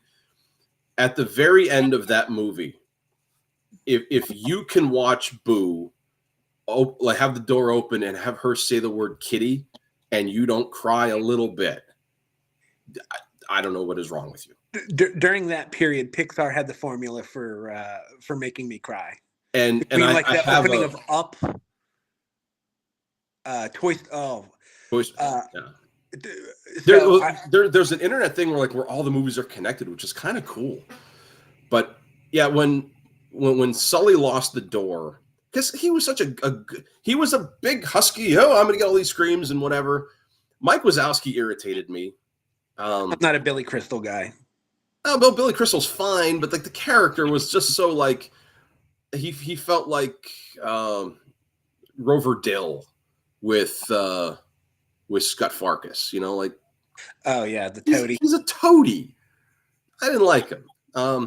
And the fact that he got the girlfriend and Sully didn't, and I don't know. I like John Goodman. John Goodman as an actor, he looked like Sully, like the voice, and it was so awesome. So yeah, I'm gonna go Sully there for my number 5. Did you have any honorable mentions? Did you have any did you make anything beyond that just in case I stole Jack Torrance? So I did have the apes, although it's not a horror movie, but I had Darth Vader just because he is movie monster. Yeah, he's a movie monster. I didn't think Star Wars. Yeah, Palpatine would have been awesome. And now I've talked myself into Beetlejuice. Because I just love that movie so much. I haven't seen the sequel, but I love the original. I went with movies that I had seen. So Michael Myers made the short list just in case I needed him. I've only ever seen Halloween 1. Jason Voorhees made the list as an honorable mention just in case I needed him, but they were down on the list. As far as movie monsters go, I think I just lost the director's name. Wes Craven. Wes Craven flipped horror movies with the movie Scream. Ghostface was really cool, and the twists and turns just in Scream 1. What they did later, that's whatever. That Ghostface was awesome.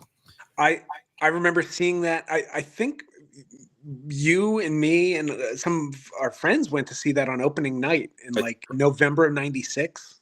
I could see that. Oh, and I probably loved it. It was a packed house, and people just lost their minds with every twist and turn. It's one of the great movie-going experiences of my life.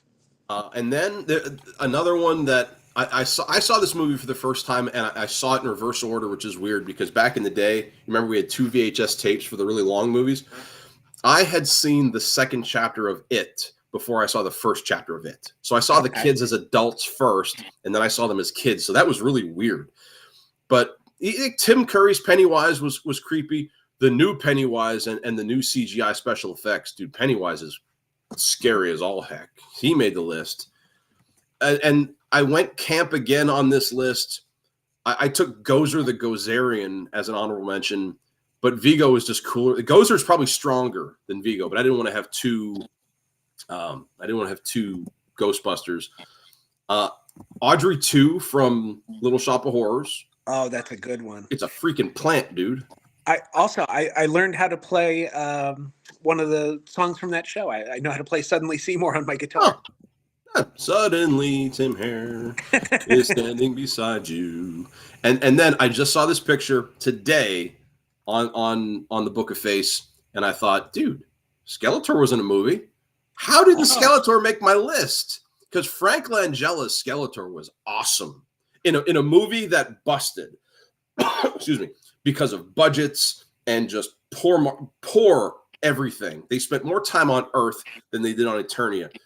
Skeletor's Frank Langella was he was money in that movie. Another Oscar nominee, by the way. Not a Skeletor. Not for He-Man. Come on.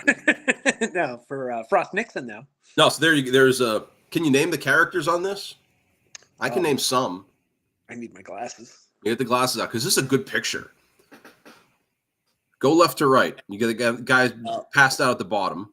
Oh, there's no way. There's no way. That's Grizzlor. I got Grizzlor. Like truly, like the only, and I spent a good part of my childhood watching He-Man, and yet I only remember He-Man, She-Ra, Skeletor, and Ram Man. Oh, okay. And then there was Man of Arms, the guy with the mustache. Yep, he was a good guy. Yeah. So left to right, the top guy is Skunkor. He's a skunk.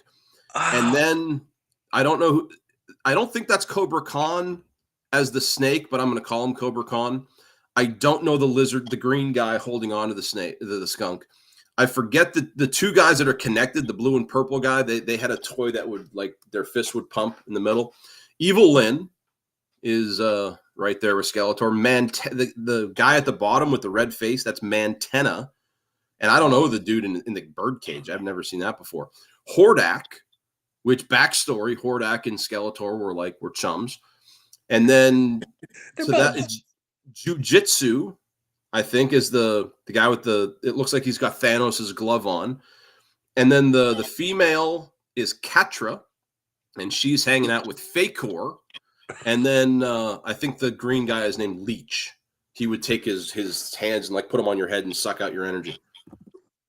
Your knowledge of He-Man puts mine to shame. No, and which G.I. Joe?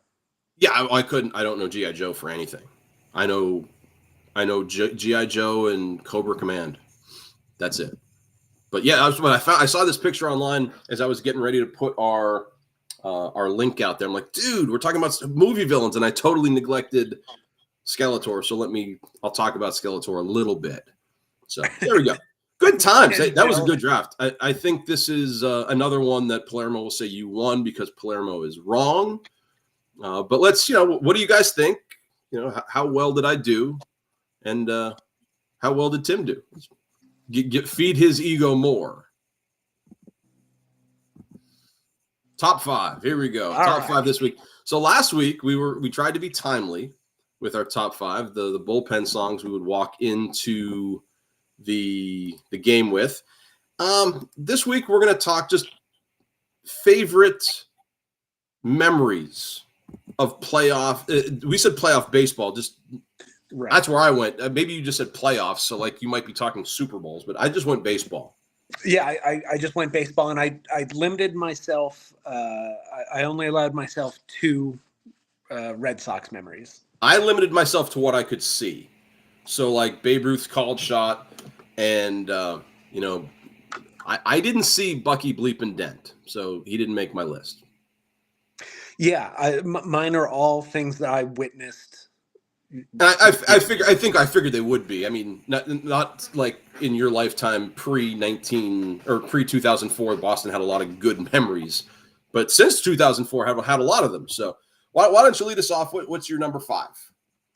My number 5 is not my earliest baseball memory, but it's up there. It's It's Kirk Gibson, that game one home run on a Saturday night in October of '88. I was in fourth grade. The A's were so heavily favored, the Bash brother, Dave Stewart A's. And, the Dodgers that year came out of a weak NL West. I think they only won 88 games. But, they had the best pitcher in baseball that year, Oral Hershiser. And they had the National League MVP, Kirk Gibson, who was limited. He was hurt. Yeah, he didn't start because of a leg injury. I don't know if he had another at bat in the series. I don't know. But you can look it up, but we won't.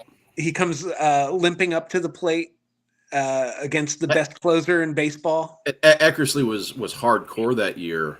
He was the Mariano Rivera of that time. There's no better way to say it. He was untouchable. And, Gibson takes him deep to right and then just rounding the bases with the fist pump. Yeah, it's great video. They put the on his locker, they put Roy Hobbs from The Natural. I just love every bit of that. So, I mean, my list, amazingly, very Yankee-centric. So, and in my lifetime, I've been fortunate enough to see a lot of good Yankee memories. If we had to pick our favorite playoff memories from non-favorite teams, that might make the list, because I get just the visual is goosebump inducing, and I didn't see the game live. I mean, Vince Scully on the call too, just everything about it, perfect. The backstory of it was So my number 5 is again, I'm going to cheat because that's what I do. I'm going to take games 4 and game 5 in the 2001 World Series. The Yankees are down 2-1 in the series. They're down 3-1 in game 4, and Brenly goes to Byung Kim for the 8th inning, and he strikes out the side. But in the 9th inning, Tino Martinez comes up and he hits a game-tying home run. And for some reason, Kim goes out again in the 10th. And as the clock strikes midnight, Derek Jeter hits a home run to walk it off in game 4, and Mr. November is born. Then in game 5, the Yankees are down 2-0 in the 9th inning, and Kim comes out again. The Yankees fans start chanting Paul O'Neill's name. And it's like the first time the Yankees had done this. Like, the fans had done this. They did it for a couple other Yankees.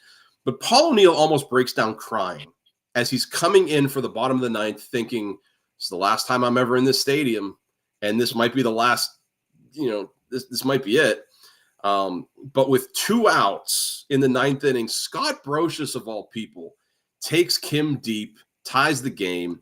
The game goes 11, 12 innings, and the Yankees win 3-2, and they get a lead. And that's where the happiness ends. I mean, Randy Johnson just kills the Yankees in game 6. Andy Pettitte gives up like 107 runs. Game 7, though, wow. Oh, if it ended differently, it was Clemens and Schilling. They just went back and forth for 7 innings. And then Soriano takes Schilling deep in the 8th. And then you talk about Eckersley blowing the game. Rivera in the 2001 game, Luis Gonzalez gets all the publicity, and obviously so. The biggest play in that game was the bunt. If Rivera takes that bunt and goes to first, totally different inning.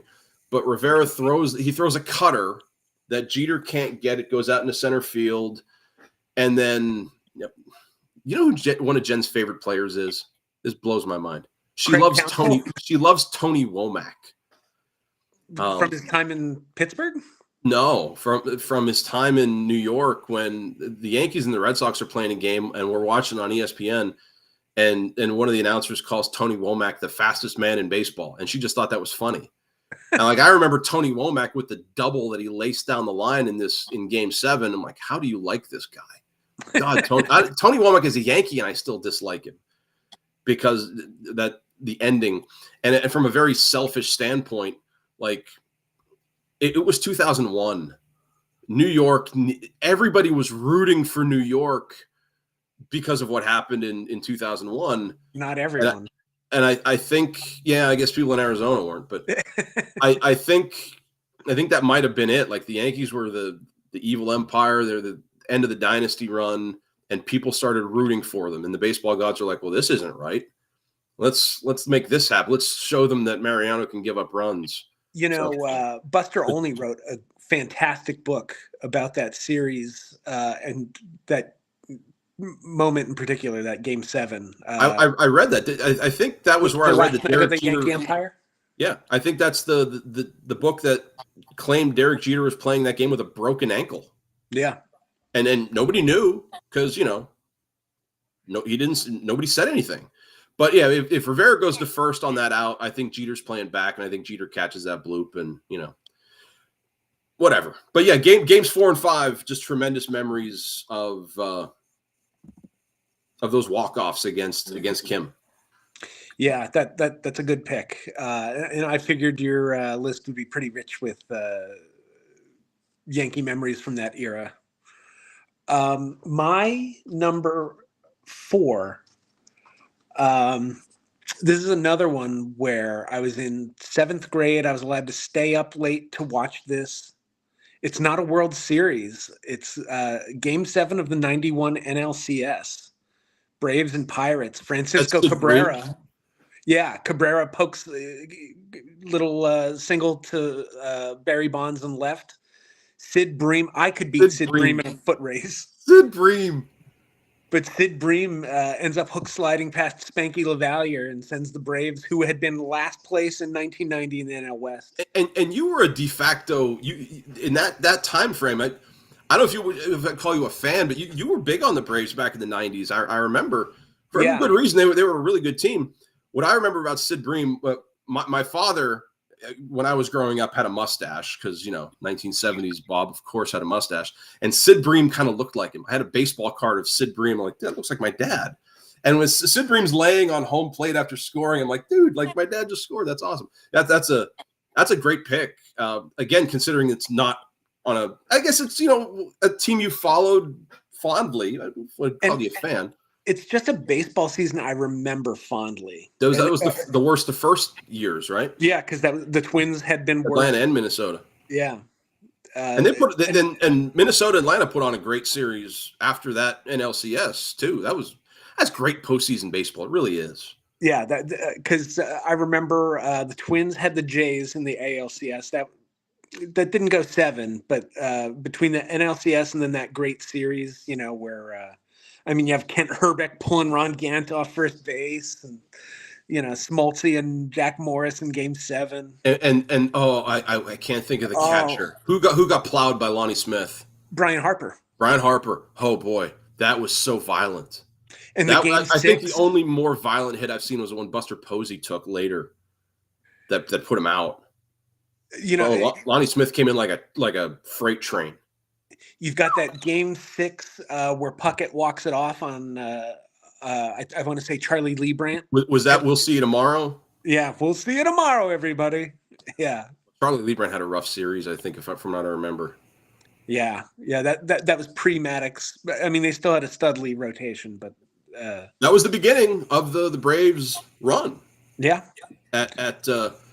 You can't call them a dynasty, but they were certainly a National League dynasty. I can't understand how they only got one ring out of those guys. That'll be a who killed JFK, and did we really land on the moon, and how did the Braves not win more?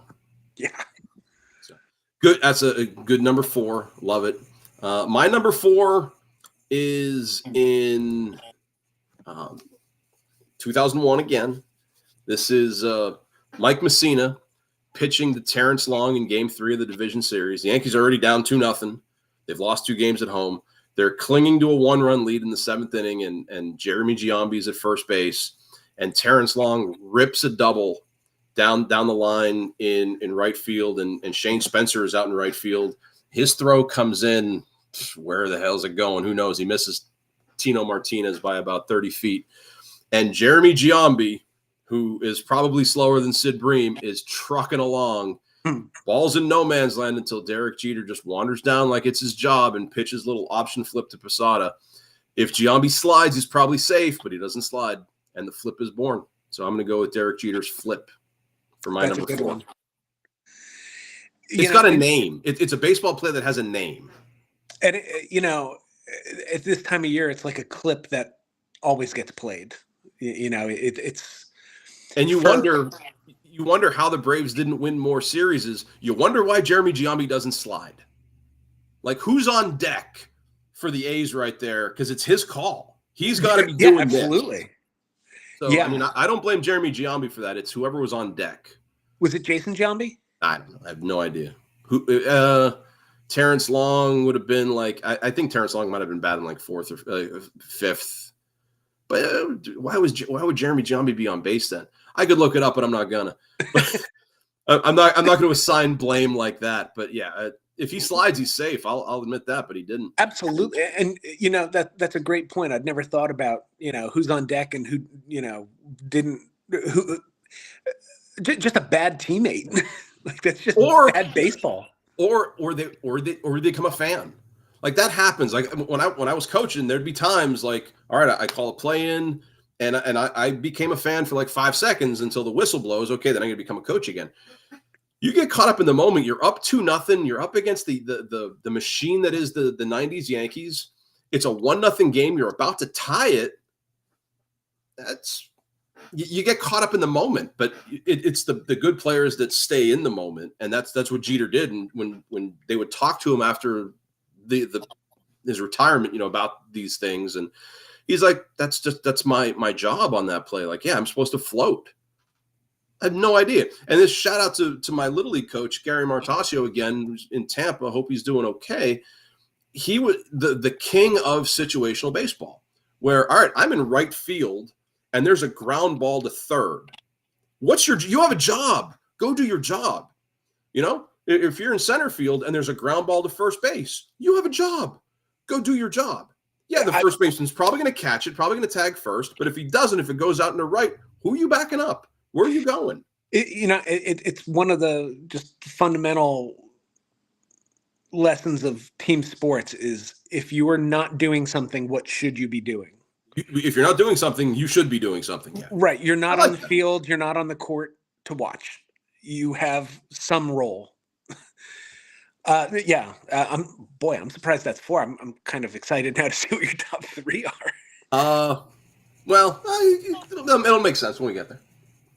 So my number 3, my first year as a sports editor was 2011. And that year treated us to a fantastic World Series between the Cardinals and the Rangers. And I just happen to remember on one of my first Friday nights where we were on deadline, where David Freese just killed Texas to prolong the game. It was probably 1 a.m. at this point. And like, I had to keep, like, the press people were like, we have delivery drivers outside. We're paying them to sit. And I'm like, do you not want me to get, it was a potential clinching. It was game 6. And so maybe even more so than David Freese, I just have the memory of how I wasted everyone's time. That's a good playoff memory. That's awesome. I love that. I don't have from my time in sports media. I was yelled at whenever I would do national sports, even if it was like the Olympics, and like, dude, it's the United States. It's as local as it gets. So I would tell people who the Phillies starting pitcher was that day in the summer, and they're like, "Yeah, you can't do that anymore." Why? That's cool that the sports department holds up the newspaper, because most newspapers, you think, oh, what's above the fold on page 1? It's not going to be David Freese in Game 6, by all means. But he became a big name in that series, and I remember very little of except for his name. So I like the personal connection with the newspaper. You know me. If this podcast is proof of anything, it's that I just love wasting people's valuable time. I mean, we've been wasting people's time for an hour 44 right now. So when you're listening to us later in the week, because that's where people watch. can't be bothered to wake up at 9:00 with us. Our friends up in Canada, Palermo. So my number 3, another, it's an extra inning game. And I think most people are going to look at this game, and I'm cheating again because there's 2 parts to it. People are going to look at this game and wonder why Grady Little left Pedro in for the 8th. They're up 5-2, and everybody remembers the comeback. But my favorite part of this game, part of it was Aaron F. and Boone, sure, because I went to bed. But the most amazing part of this game for me was Mariano Rivera throwing 3 scoreless innings. He came in the 9th. He gives up 1 hit. He comes back in the 10th, and he gives up a double to David Ortiz, but he gets out of it. And then he goes back out in the 11th, and he gets the 1-2-3 inning. And when he comes in, when he comes into the bench, you could see that was it. He was spent. He gave every ounce of everything he had, and then Boone walked it off. And I'm not surprised that the Yankees didn't beat the Marlins that year, because what Game 7 was in 2003 was such an emotional roller coaster. They were spent. That was it. But yeah, Mariano in Game 7 in 2003, that 3-inning performance, that's my 3rd favorite memory. This is a real window into your psyche that you're picking so many memories where the Yankees ended up losing. Well, they won Game 7. They won the pennant. They won that game. But yeah. Oh well. What do you see? Number 2. Spoiler alert: they don't win there either. So I will tell you, because I was very tempted. Like, I could have done just 5 different Red Sox moments. I'll tell you one Red Sox moment that did not make my list was, I believe it was Game 1 in 2007 against Colorado, which you talk about a personal memory. That was, my oldest son Ryan was born in February of 2008. But the day of Game 1 of that series was when we got the ultrasound, where like the very first picture, I know what an ultrasound is. Well, yes, but yeah, I'll always remember that game for that reason. So that's like my 5B. Okay. Hey, I told you I cheated twice. I took Game 4 and 5, and I took Aaron Boone and Mariano. So I'm gonna go. That was my way of telling you that my top 2 are going to be Red Sox memories. I imagine all 5 of them were going to be, but number 2, it's the Don Zimmer game. It's Pedro throwing Zimmer on his dumper. Who won that game? Well, we don't. It's a pick into your psyche that you're picking a game where Boston lost. Right. I remember it was a Saturday game. I was out in Indiana with Jen. It was back in 2003. And I still maintain, because was that A-Rod getting hit? No, it was 2003. It could have been A-Rod getting hit. Right. And what else was Pedro supposed to do there? That was a no-win situation, because if Zimmer comes and hits you, then you're the guy who got your butt beat by some 78-year-old Popeye looking. And he's not supposed to run away either. I mean, yeah, right. You can't run away. I can see that perspective.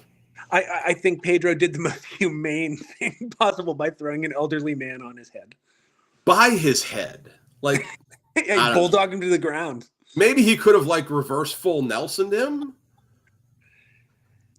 I think he should have gone the other way. I think he should have given him a stunner. No, in all realism, I think Pedro has to watch out for injury there, being done with his hands. Right. Yeah, that's let me get this down. Pedro dumping Zimmer. And I will say, his head. Because Zimmer had his time in Boston too. You talk about Bucky Dent. Zimmer was the manager of those Red Sox when they lost. So I have a lot of affection for Don Zimmer. Zimmer's an old school guy. I don't think Zimmer was mad about it. I think he might have been a little embarrassed, but I think he understood. Look, you can't run off your bench and not think that's a possible outcome. He came out. It wasn't like he was coming out to yell. It didn't feel like. It almost felt like he was going to tackle him, I think. Yeah. There was like a physical threat of physical violence to a point. And nobody was bad on the Yankees for not having someone to hold me back. So that's a funny one. I like that. We'll leave it there. My number 2, comes from 1995, and it's game 2. Ruben Sierra just hit a home run. Seattle's winning the game 2-0, and Ruben Sierra hits a home run, cuts it to 2-1, and then Don Mattingly steps in, and Don Mattingly just crushes a ball to the power alley of right center, and the announcer, I can't think of who was announcing it, but I'll watch it be Bob Costas, was just like, "Oh, and here's Mattingly, hold on to the roof." And that stadium was just louder than anything I'd seen or experienced to that point. And just the whole series, the story of Mattingly not making it to the playoffs until that year, the 94 strike and all of it. Mattingly showed up in the postseason, hit .417, hit that home run, and he showed that he could play in the playoffs. And so Mattingly's home run in game 2, that's always a nice memory of a series that ended very poorly. Hindsight being 2020, do you often wonder, like, if Mattingly had been able to hang on for one more year to get that ring? If 96 happens, I don't know. I mean, because Tino Martinez was in a no-win spot, because for as beloved as when Derek Jeter retired, he won a bunch. Don Mattingly was a bright light in a decade of darkness. And he has to be the most beloved New York athlete of my lifetime, easily, but maybe ever. And when Tino Martinez stepped into first base in 96, he was in a no-win spot, but he came in and he did everything right. And he had a good series in 96 against Atlanta. And I remember the big grand slam against San Diego later, but he had won the hearts of Yankee fans by his play. If Mattingly's there, Mattingly was a shell of himself. Later, the back had taken him down. He when I read about this, they who was managing that year was Bucky. Was it Buck Showalter? I think. Yeah, Buck Showalter before Torrey. He said Donnie was Donnie again. Just for those 4 or 5 games, he was Don. Oh no! In '95, they had a scrap to get to the wild card. So it was like the last 15 games of the year where he said Donnie was Donnie again. And I don't know if he could have put a full year together in 96. So it was, and it goes to the sad story that is the Mattingly career, where, they win in 78, he shows up in 79, and the back injury takes him out in 95, and the dynasty starts in 96. It's part of the storybook of that is Don Mattingly. It occurs to me how just the circumstances that each of our favorite athlete is a guy from Indiana who was done in by a bad back. Amazing, with a classic mustache. Okay, my number one. I had to somehow condense 2004 to one moment. Because obviously, and did you see Netflix has a documentary coming about the 04 Red Sox? I've seen enough of the 04 Red Sox. I don't need to see a Netflix documentary. I'll watch Mr. McMahon again. Thank you very much. Well, I'm going to break it down to one guy who is still very much involved in the postseason, Mr. Dave Roberts. Dave Roberts, yeah. I was going to say, if Dave Roberts' stolen base isn't number one, then maybe it's Ortiz's home run. But right, just to distill those crazy, like that crazy week after that Saturday night massacre, where 15-2 or something, yeah, and a very underappreciated aspect of the Red Sox coming back in 04 is on that Saturday night where, it's not like high school baseball. There's no mercy rule. You got to play the full 9, even if you give up, 17 or 18 runs. The way that Tim Wakefield, the late, wonderful Tim Wakefield, came in and just 8 innings. After 03, with the memory of 03 stark in Boston's fans' minds, yeah. And there's no glory in what Wakefield was asked to do, but they don't come back on Sunday night if they have a bullpen full of tired arms. And again, David Ortiz will get all the publicity, like Luis Gonzalez gets all the publicity. But if Dave Roberts doesn't steal second base, that single doesn't mean anything. So, like, if I could go back in time, like people ask sometimes, if you could erase one sports memory, for me, it's 01. I would keep 04 because my dad had a really good feel good story about 04. But if you tell Mariano, just keep throwing over to first. There's no rule. Just do it. Keep throwing over to first. Keep throwing over to first. Keep throwing over to first. You're going to get him one of these times.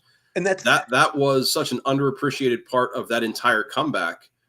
That Ortiz's heroics don't happen without Dave Roberts. So I love that that's your pick instead of Ortiz's home run.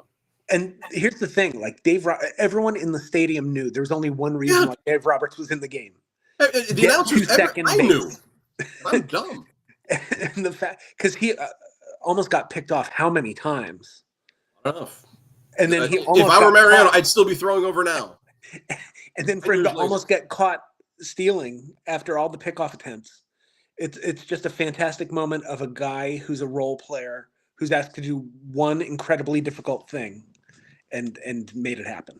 So the story my dad would tell later that winter, do you remember who won the World Series in 1904? There was no World Series. And do you know who would have won the World Series in 1904?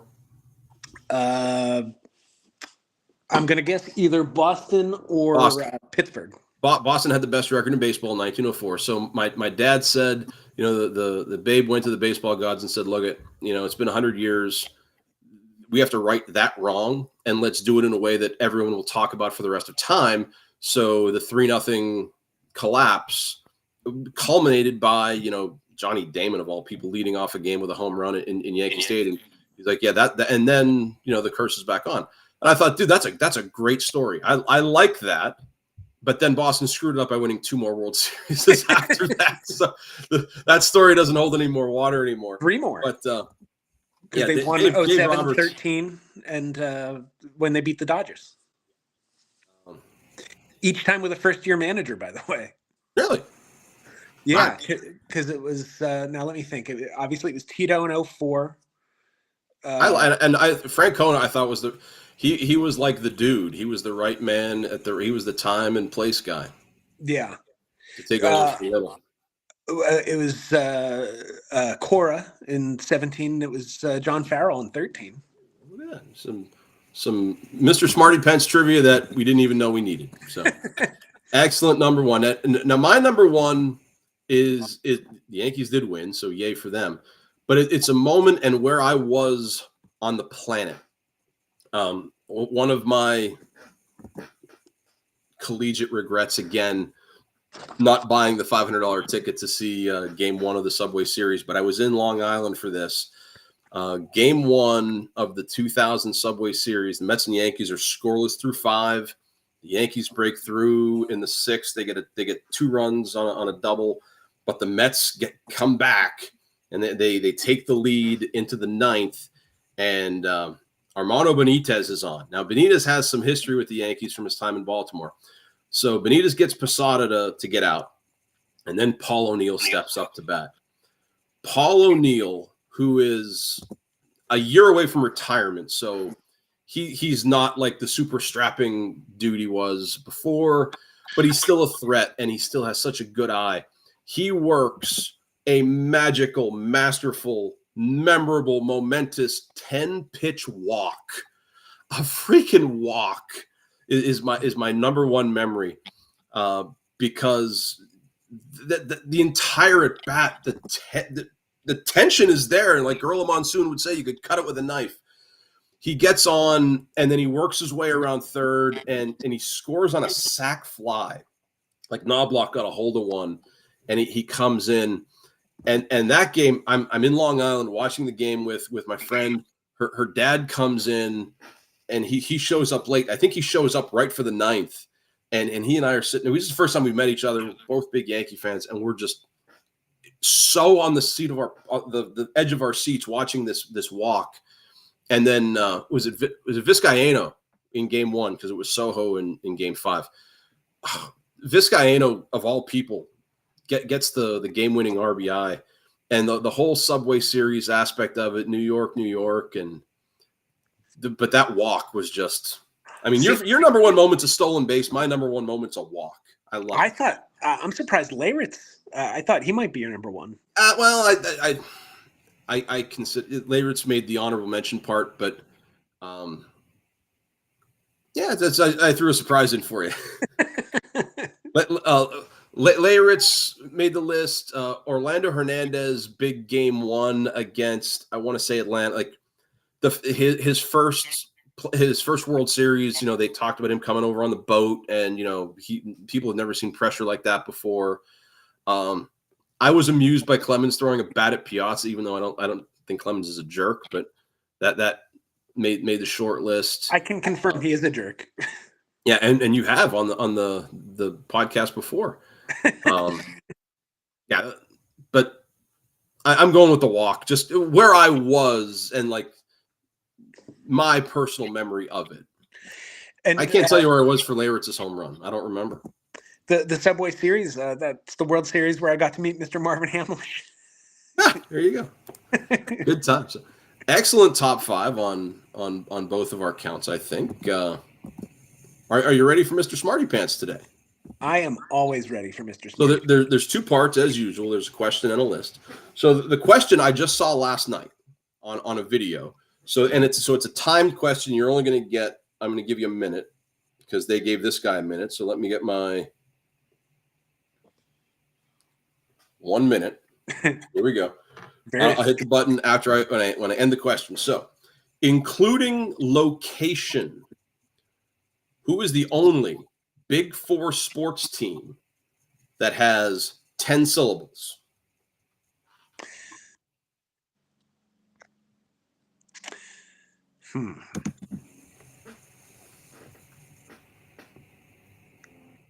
Philadelphia 76ers. And you got that in 17 seconds. The guy online was like, my first guess was San Francisco 49ers, and that was 8. The one I went to originally, I thought maybe Montreal Canadiens. Okay, Bob, you got there. Good for you, man. So that's why you are Mr. Smarty Pants. The second one, I went old school. I have a piece of paper, but I digitized it for this. That's as much pressure as when I came over on the boat. Honestly, so this list was also based on a video, and I'm worried about it. I don't know. I didn't know how to make it trivia, so I don't want it to bomb. If it does bomb, it's totally on me. I saw a video showing the top 10 rarest accomplishments in Major League Baseball. And I think you're going to get a bunch of these, but you may be surprised at what made their list. So this is based on one single game. So you know that the stat is that more people have walked on the moon that have scored a postseason run against Rivera. That's not one of these. Right. More people have walked on the moon than I've given up postseason runs too, but whatever. So this is a single game, not necessarily a playoff game either. So The top 10 rarest feats in a Major League Baseball game. And this is fun time. Do take all the time you need. So I know there's only been one ever inside the park grand slam. That didn't make the list, but I believe you. Roberto Clemente against the Mets. Okay. We're going to give you I'm giving you that because I believe you. It just didn't make this video's list. Unassisted triple play. Comes in at number 5. There's been 15 of those. 4 strikeout inning. They did probably, but that didn't make their list. I don't think that's happened. So I have the number of times. I don't think it's happened that many times. So again, probably, but didn't make their list. Perfect game. Perfect game is number 8 on the list. There's been 24 of those. Most recently by? I actually don't think I know who had the out in Oakland. I saw this thanks to the MLB Network. Domingo Germán, New York Yankees. Oh, yeah, that's right. Who lead the league in perfect games with 4. How many have there been now? Like 26? 24. 24? Yeah, we saw 16. We did see 16. We didn't see 16 perfect games. Yeah, that's 16th. Yeah. Wow, would we be lucky?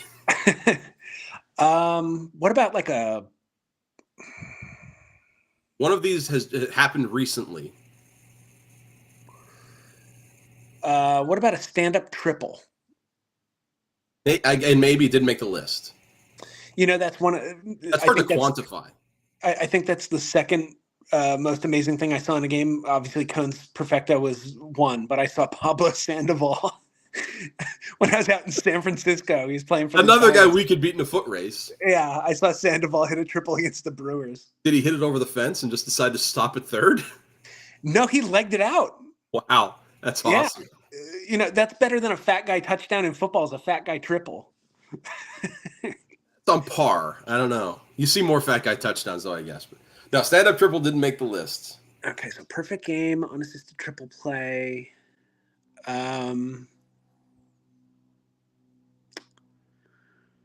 What about just like inside the park home run in general? It didn't make the list. And and maybe they just don't track that stat. Right. When you said what was the first one you said? You remember? Inside the park grand slam. You're on there. There are two things here dealing with grand slams. What about a walk-off grand slam? Not on the list. It's probably it might have happened a lot. I don't know. What about an immaculate inning? 9 pitches, 3 strikeouts. Immaculate inning is number 9 on the list. That is, there've been 114 of those. I saw a potential immaculate inning, which would have been the most ridiculous thing ever. It was a spring training game. I forget who was pitching for the Yankees, but they threw 8 consecutive called strikes that were not swung at. Wow. The ninth pitch the guy threw was fouled off, and then he got a strikeout. But I thought, dude, an immaculate inning where there's 9 called strikes without a swing. Yeah, take the bat off your shoulder. Yeah, that was nuts. Yeah, so the immaculate inning, there's been 114 of those. Comes number 9 on the list. Okay. One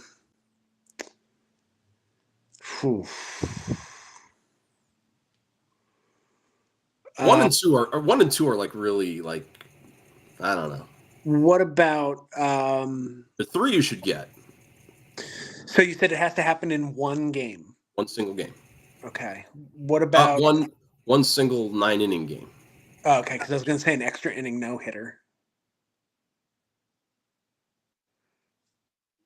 But that of the ones you have left, I'm surprised you're not getting 2. The other ones are, like I said, I thought this might bomb. Boy, I might be overthinking this. So I know Johnson did it. I know Wood did it. 20 strikeout game? I said, I don't know if Clemens did it. Yeah, 20 strikeouts in a 9-inning game. There's only been 5 of them, and Randy Johnson was the most recent. Clemens did it twice. He did it in both games. Okay, I remember Kerry Woods. Yeah. And yeah, that might be one of the greatest. That might be the most well-pitched game I've ever. Like the strikeout he had on Derek Lee, where the ball just like no hitter in the history of baseball would have had a chance against that pitch. And the other one that I thought like you really should get, I remember seeing the highlights of this on SportsCenter back in the 90s, and because Chris Perman gave him the nickname Mark Hard Hittin' Witten. Oh, 4 home run game? 4 home runs in a game. There's been 18 of those. That comes in number 7. What about 2 grand slams in an inning? 2 grand slams in an inning is number 1.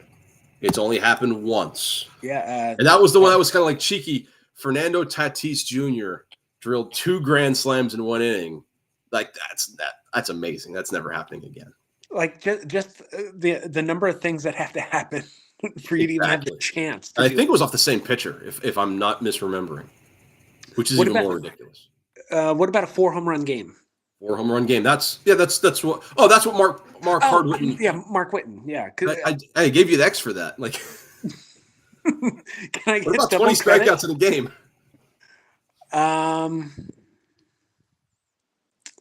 Boy, I don't know if I've got the rest.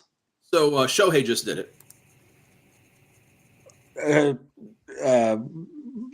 Not 50-70. Oh, it has to be in a game, not a season.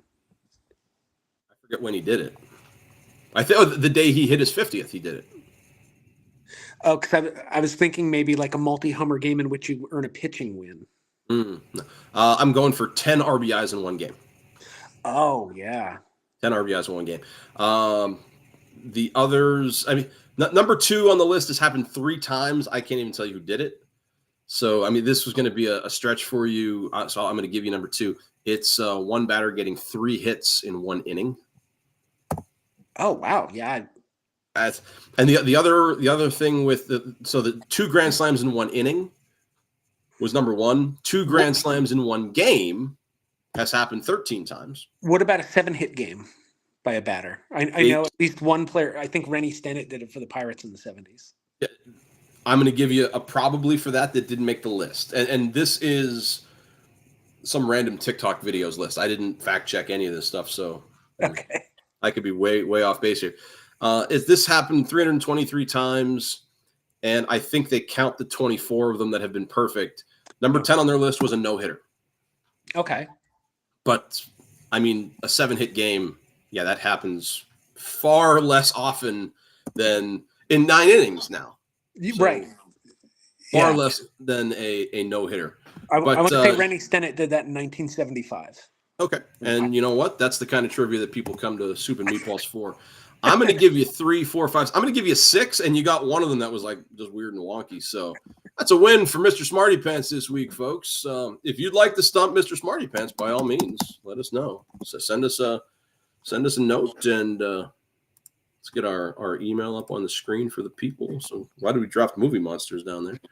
There we go. Find us on Facebook. Stump Mr. Smarty Pants. So rank roulette time today, and you're taking the lead on this. What do you got for us this week? Yeah, so I have picked an assortment of 5 random New York Yankees from their World Series runs, excluding 09. So like the that core like 96 to 01, 02. Like those years, 5, just a random assortment of 5 players.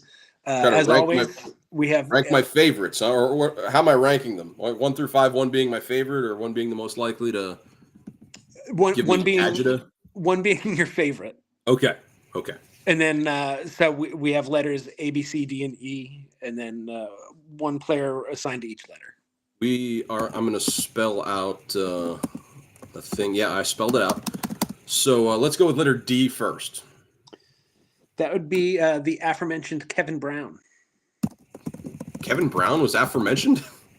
Oh, maybe I was just thinking it when you said about the Damon home run because he hit okay. Kevin Brown. That might have just been the Tony Damon hit that off of Javier Vasquez, but I thought he hit that off Brown in Game 7. I thought Vasquez started Game 7. Now I'm looking it up. 2004 ALCS Game 7 starters. Oh, baby. Come on, Baseball Reference. Hook daddy up. Kevin Brown took the loss, so maybe it was Kevin Brown. Javier Vasquez came in to relieve Kevin Brown. Yeah, because I thought Brown got rocked early, and then they kind of had to put out the fire.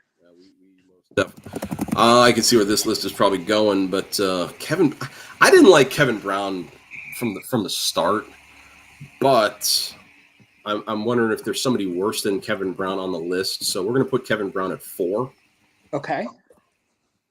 All right, Kevin Brown 4, and the next letter I had on my list was A.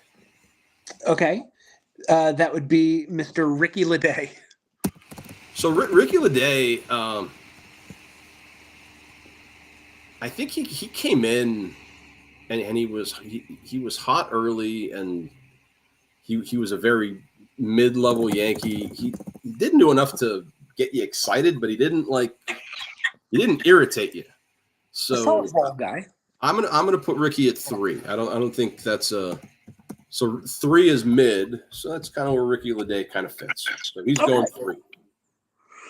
So the next letter I had was B. Brown. Now this is the aforementioned. We did mention him before. That would be Scott Brocious.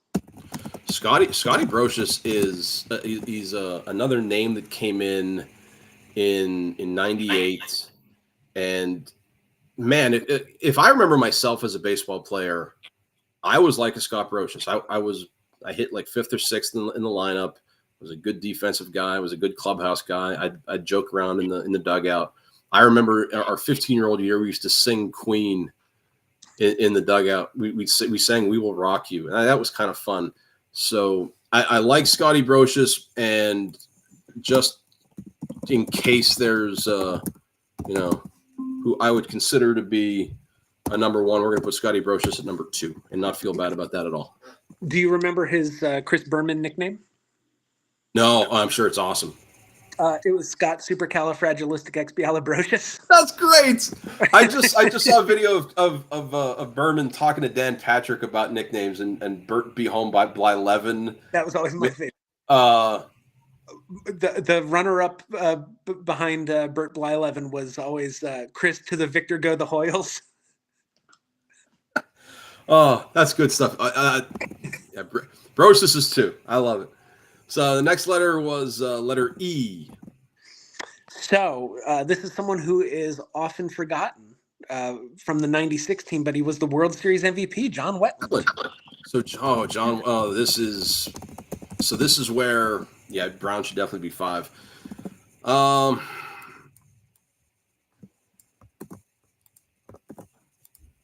I'm so nervous about there's 2 guys who would definitely make the list as number 1. So I'm going to just break the list. I'll put Wetland at 5. Wetland left anyway, so yeah, we'll put Wetland at 5 and feel bad that Kevin Brown is ahead of him. It's funny to think of a time when Mariano Rivera was the setup guy to John. Setup guy or a starter. Yeah, but I mean, Rivera was just like some little-known Panamanian guy. He wasn't Mariano Rivera yet. Got traded to Detroit. So that leaves us with C. Letter C. I spelled the word Dabek. And by default, your favorite Yankee of that era, Jim Leyritz. Hey, how about that? I mean, he certainly wasn't my favorite. I was completely worried that Orlando Hernandez or David Wells was going to be the pick. So, I mean, David Wells would have been my number 1. God, he was boomer. No, Jim Leyritz, aside from his off-the-field issues with, the bottles in the car, whatever. If I had to re-rank this, I would probably switch. Jim Leyritz probably goes to 3. Brown goes to 5. Yeah, even if you gave me this list straight out, it would be an interesting pick. Brocious is probably 1. So putting him at 2, I don't feel terrible. I don't feel bad about. Also, since we mentioned the David Cohn perfect game, Scott Brocious caught the final out. And in foul territory, yeah. Yeah, I believe it was Orlando Cabrera fouled out to Brocious. I don't know if we talked about this on a previous podcast, but I'll mention it again. I'm watching the broadcast of it, and Tim McCarver, it's the top of the 9th, or the bottom of the 8th rather, and Bernie Williams hits a double, and Tim McCarver's like, "Oh, David Cohn he definitely wants this insurance run." I'm like, what are you talking about? He hasn't gone to a 3-ball count. He's up 6-0. He wants to get out and pitch. He wants this insurance run. Tim McCarver. Can we rank our least favorite announcers next week? I have 2. They'll make the list 3 times. Next week rank roulette is all you. So, well, I don't. I have to think of something. Maybe Bob Costas and Tim McCarver will show up. See, like the same way. I know we've talked about Gus Johnson. How you're not necessarily a fan of Gus Johnson. Not a fan.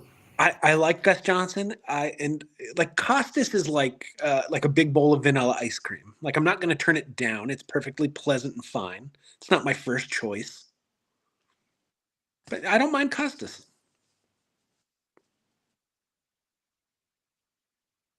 There's time and place for stories. Again, and maybe it's the back and forth, the interaction with Darling too. Maybe that's skewing it right now. Costas is a studio guy. He's not a play-by-play guy. I'm sure if you took, I like Keith Jackson. If you put Keith Jackson in a studio and had him lead a conversation, maybe he struggles at that. I don't know. There's a time and place for that kind of stuff, and like introing a package where like the voiceover and the sound bites interspliced. Costas is amazing at that. I don't need that while I'm watching a game live. That would be a good topic for a future list. 5 favorite broadcasters across all sports. Whoop. This is your job. Write that down. I've got a pen here somewhere. I have a pack of cards. Rascal. I have some dice here, and I'm play testing a new game I'm making. So I have nothing. I want this to be true. Are any of the guys that you play your dice baseball game with up in New England, do any of them use the name Dice K? No, it's real names. So what we do, we have we came up with our own teams. Like my team is the Hazleton Mountaineers. There's the Springfield Super Scions. There's the Boston Barleys, the Harrisville Ham and Eggers. Is there really a team named the Ham and Eggers? That's fantastic. Yeah. And Harris is a Kansas City fan, so he had tickets to Game 5 of the DS if it went to Game 5.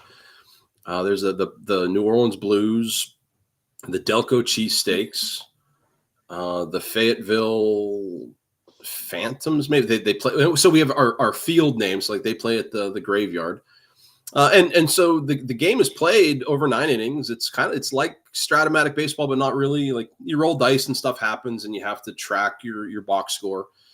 But yeah, the players on our teams are all like. The commissioner has created just like weird wonky names. They're kind of funny, some of them. When I first met these guys in 2020 during lockdown, there was a post online like, do you want to play this game online?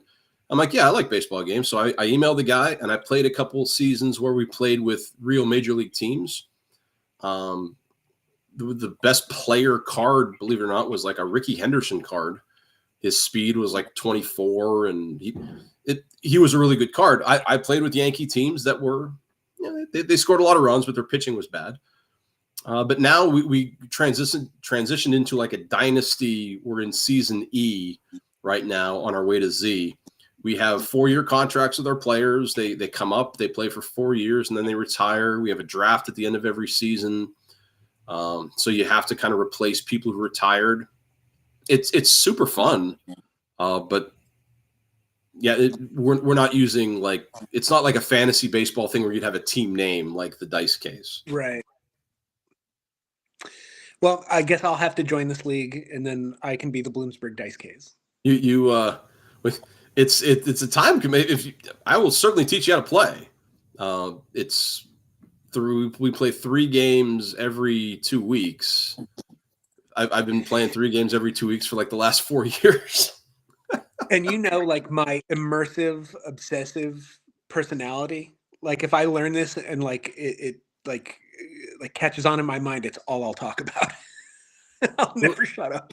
I'll get a couple of the guys in the league to come. We have to have our first guest somehow, so that'll be I did talk to Mitch about a future podcast. Get him on here. So we get to test the system. I've never had 3 people on our Facebook Live / YouTube channel live, so I'd be interested to see what it looks like visually. we've had we have our slate over here so people can see what we're talking about. Hey, this is Soup and Meatballs, and all the good stuff there. But I don't know what the 3 shot would look like with a third guy. So I'm curious. So yeah, we'll work on that. I just saw the time. For people who don't know, I am headed to that's why we recorded earlier. Some homecoming festivities at the Alumni House. It's about that time. It is just about that time. We joke. We joke at the end of every podcast or video, whatever you want to call this, that this has been our best show ever. If we're going 2 hours and 20 minutes, and some of it is just us just bloviating about nothingness, I had a good show, man. I had a good feeling about this one coming in, and it's just like an 8-inning, 2-hit, no walk appearance that we scored 15 runs. It was a great show. That would be a great alternate title for the show. Would be bloviating on nothingness. Bloviating on nothingness every day. Bone. I know. I like Soup and Meatballs. I told you I made the pasta vazzola last week. Beef barley this week. I missed the pasta vazzola from Joe Veach's. That was a good soup, but I'll let you get going. We could talk about soup for another half an hour. So let this man go do his alumni stuff. You out in the world of the internet, thank you for joining us and letting us come into your ears for a couple minutes. If you watch us live, cool. If you're watching us during the week, send us an email. Tell me how awesome I drafted, because my ego needs a little bit of a stroke. And we'll see you maybe not the same bat time next weekend, but maybe an hour later.